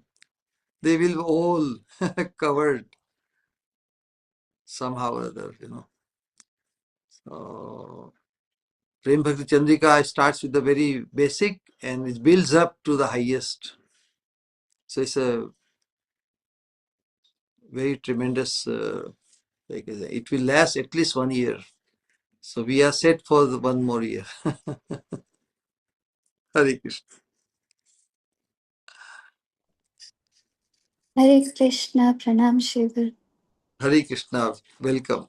Sri Swamini Mataji. I want to say something. Can I? Sure. You are like a magnet. I could not stop myself from listening to you. Leaving all my work behind, I ran towards you. In the shelter of you, Sri Guru, the restless heart finds its eternal home. Your words are not mere sound, they are living divine truth, descending from the spiritual realm, awakening the soul from forgetfulness. By your causeless mercy, even the most fallen like me becomes hopeful, and the path of devotion becomes illuminated with divine sweetness. Your satsang is the sacred river where heart is cleansed and consciousness is uplifted. In the association of you, every moment becomes meaningful. Every breath turns into remembrance, and every step leads closer to the lotus feet of the divine. All glories to Sri Guru and the holy association, for they are the gateway to transcendental love and eternal bliss. All glories to Sri Guru and Sri Gauranga. All glories to the 8 precious gems of Sri Sikshastakam. All glories to the chanting of the holy name of Sri Radhesham. It bathes the soul of everyone. This chanting is a storehouse and ocean of love of God, and that very holy name personified is seated before us in the form of Sri Guru, who is not different from Mahaprabhu himself. Sri Radha Krishna Nahi Anya. You are the very storehouse and boundless ocean of divine love. You are an ocean of the topmost mercy. You will always be supremely greatest and dearest for this heart. Dear Sri Guru, you invest all your energies in holy name, and you are that very energy. Holy name is non different from you. Thus, remembering you and remembering holy name are non different. You are the essence of all scriptures, and your loving devotional service is the goal of all scriptures and of chanting the holy name. Such is your mercy. It is supremely magnanimous. Being extremely unfortunate, still no attraction for you has awakened in this heart, and therefore this heart feels overwhelmed. Shri Guru, kindly grant me this feeling that you are always near to me. May I forever sing your glories and behold only you everywhere, even when you seem far away. Let me feel your presence always, in the day and in the night, in wakefulness and in dreams, within my heart and within my eyes. May I remain ever grateful to you, filled with deep enthusiasm, and become such a person ever ecstatic as would truly please you. I request you, for without you, I have no one at all. Trinadapi sunicena tarorapi sahishnuna amanina manadena kirtaniya sadahari. Prayers, prayers, and prayers at your divine lotus feet. When will you mercifully give me the qualification for possessing attributes such as these? I do not pray for any mundane achievement. Let me love your lotus feet as much as I now love sense gratification. Kindly transfer my affection from the objects of the senses to your lotus feet.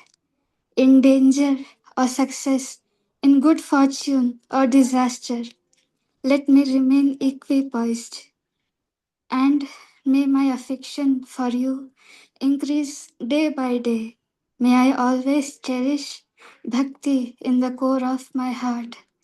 Day and night, my heart burns from the poison of these worldly activities, and on account of this, my mind never finds any satisfaction or happiness.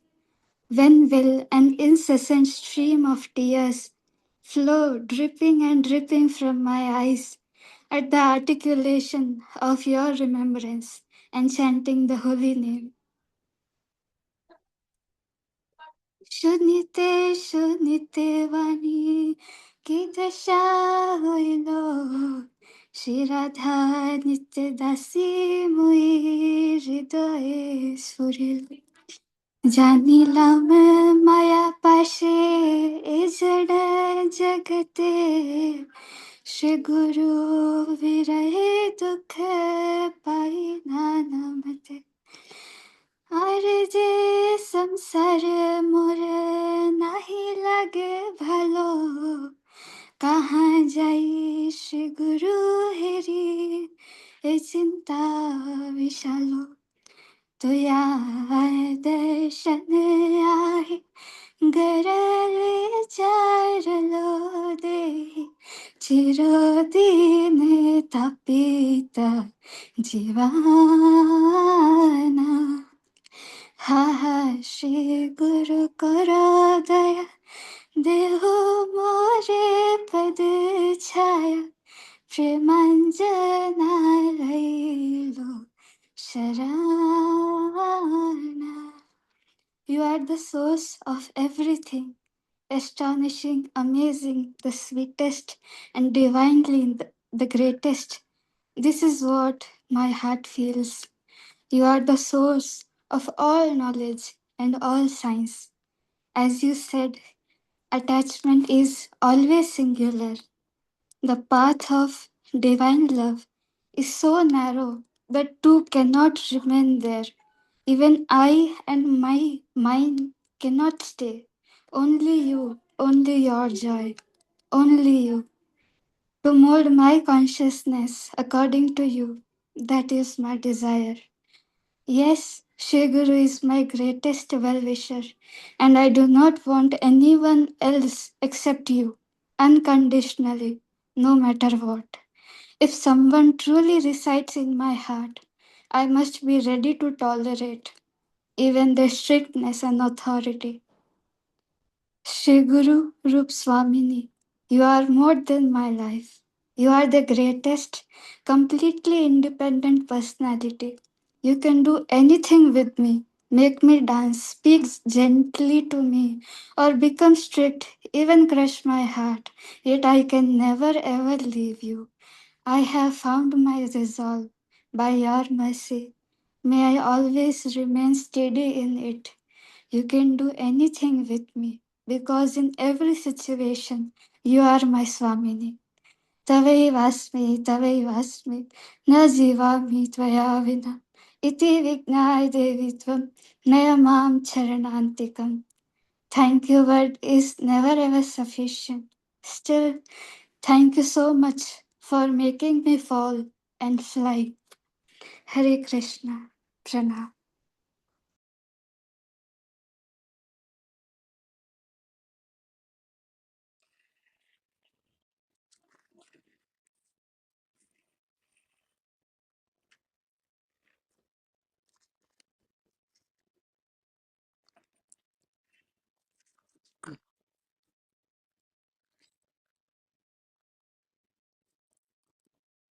Kirtaniya Sadhari.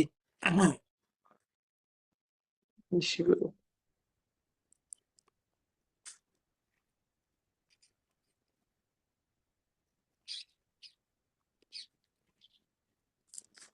We will chant Hare Krishna Mahamantra 3 times. Uh, Already it's so late, but can I speak something? Sure. Sri Guru Hare Krishna.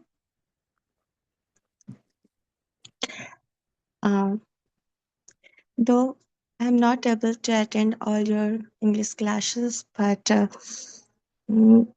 today I can. So, what I will say, I don't know. But though Mahaprabhu, through the verse of Sikshastakam, has given the complete path of devotion weaving within them the journey from sadhan bhakti to bhav bhakti to prema bhakti, along with the experience of this status. But you alone through your divine nectar, through your divine word, nectar-like words. It helps us to experience all this in our life by your presence, by your words. You make these words not only words, but it really becomes alive when it comes through your lotus mouth. And the depth, what is the depth of true love, and how one can attain such pure love by following the path given by Mahaprabhu. Only it can happen this uh, through the kripa of our Shri Guru. And the eighth sloka, which you just explained so nicely and so beautifully, it it gives that how the heart can free become from all the blemishes, and in that heart a true stream of love can flow, which can only reach at the lotus feet of our Shri Guru Rup Swamini, of our Swamini. Yes, we are just so beautifully explain the relation of doctor and patient in the form of Sri Guru and Sadhaka. We are always we are always need of our divine doctor at every moment. A patient needs sometimes, but I only feel, at least that I am that patient who need at every moment my this doctor, because this doctor has only the medicine to cure the diseases which I have. No other medicine can cure my disease.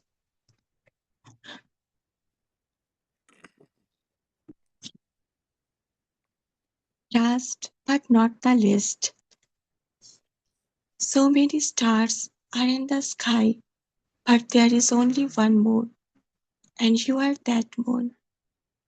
But you are more beautiful than that moon, because moon has scars, but you don't. The moon gives coolness and gleams only in the darkness of night, but you are that divine moon who spreads the soothing grace at every moment, which can heal every scar. You are that special doctor, the one who can heal every disease by, by your divine surgery, and so that the purified loving heart you can offer it at the lotus feet of our Swamini. I just I just wish that I can do the seva at the lotus feet of our Sri Guru Swamini.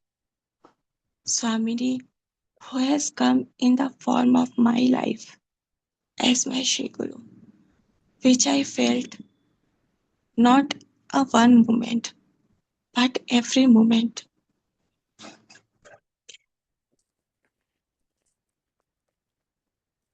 What you have given, thank you, but is never ever sufficient. But though, thank you very much for everything, for coming in my life, for showering your kripa, your blessing, your love.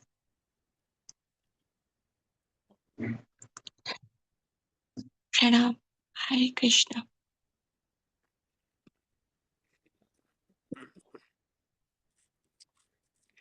यादृशी यादृशी श्रद्धा सिद्धिर्भवति तादृशी निताय गौर प्रेमानंदे हरि हरि बोल.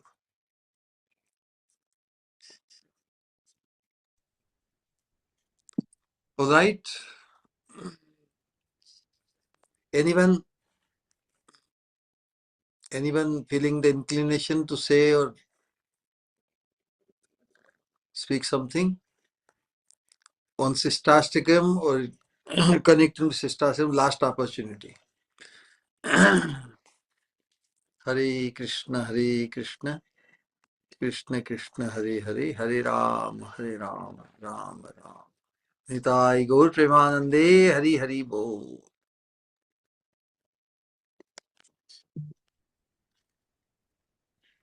We will chant Hare Krishna Mahamantra 3 times to honor our dear Shri Guru.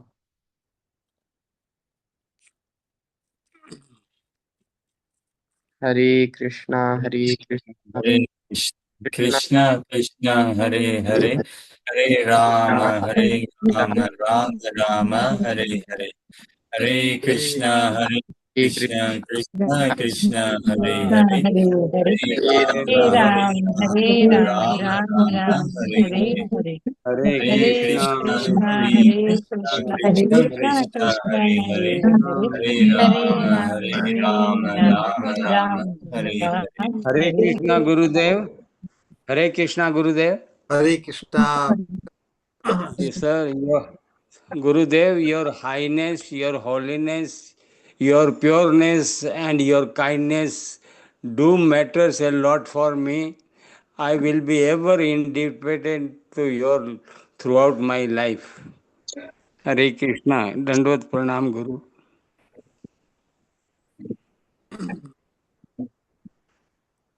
Nitai Gaur Premanande, Hari Hari Hari Hari Bol. Hare Krishna, Shri Guru Pranam. Hare Krishna. Nitai Gaur Premanande, Hari Hari Bol. Hare Krishna, Pranam Shri Guru. Hare Krishna. Welcome. Shri Swamini Kripa Murti, His Divine Grace Bhaktisvarupa Govinda. Hare Krishna, Pranam. Hare Krishna. Jai, Jai, Jai, Jai, Jai, Jai. Jai, Gaur Jai, Bhakti. Jai. Nitai Gaur Premanande, Hari Hare Hari. Hare. Pranam Shri Guru, Hare Krishna, Hare Hare. Hare Krishna. Pranam Shri Guru, Hare Krishna. Srimati Astu to you all. Gaur Premanande, Hari Hari Bol. Pranam Hare Shri Guru. Krishna, Dandvat Pranam Gurudev. Now,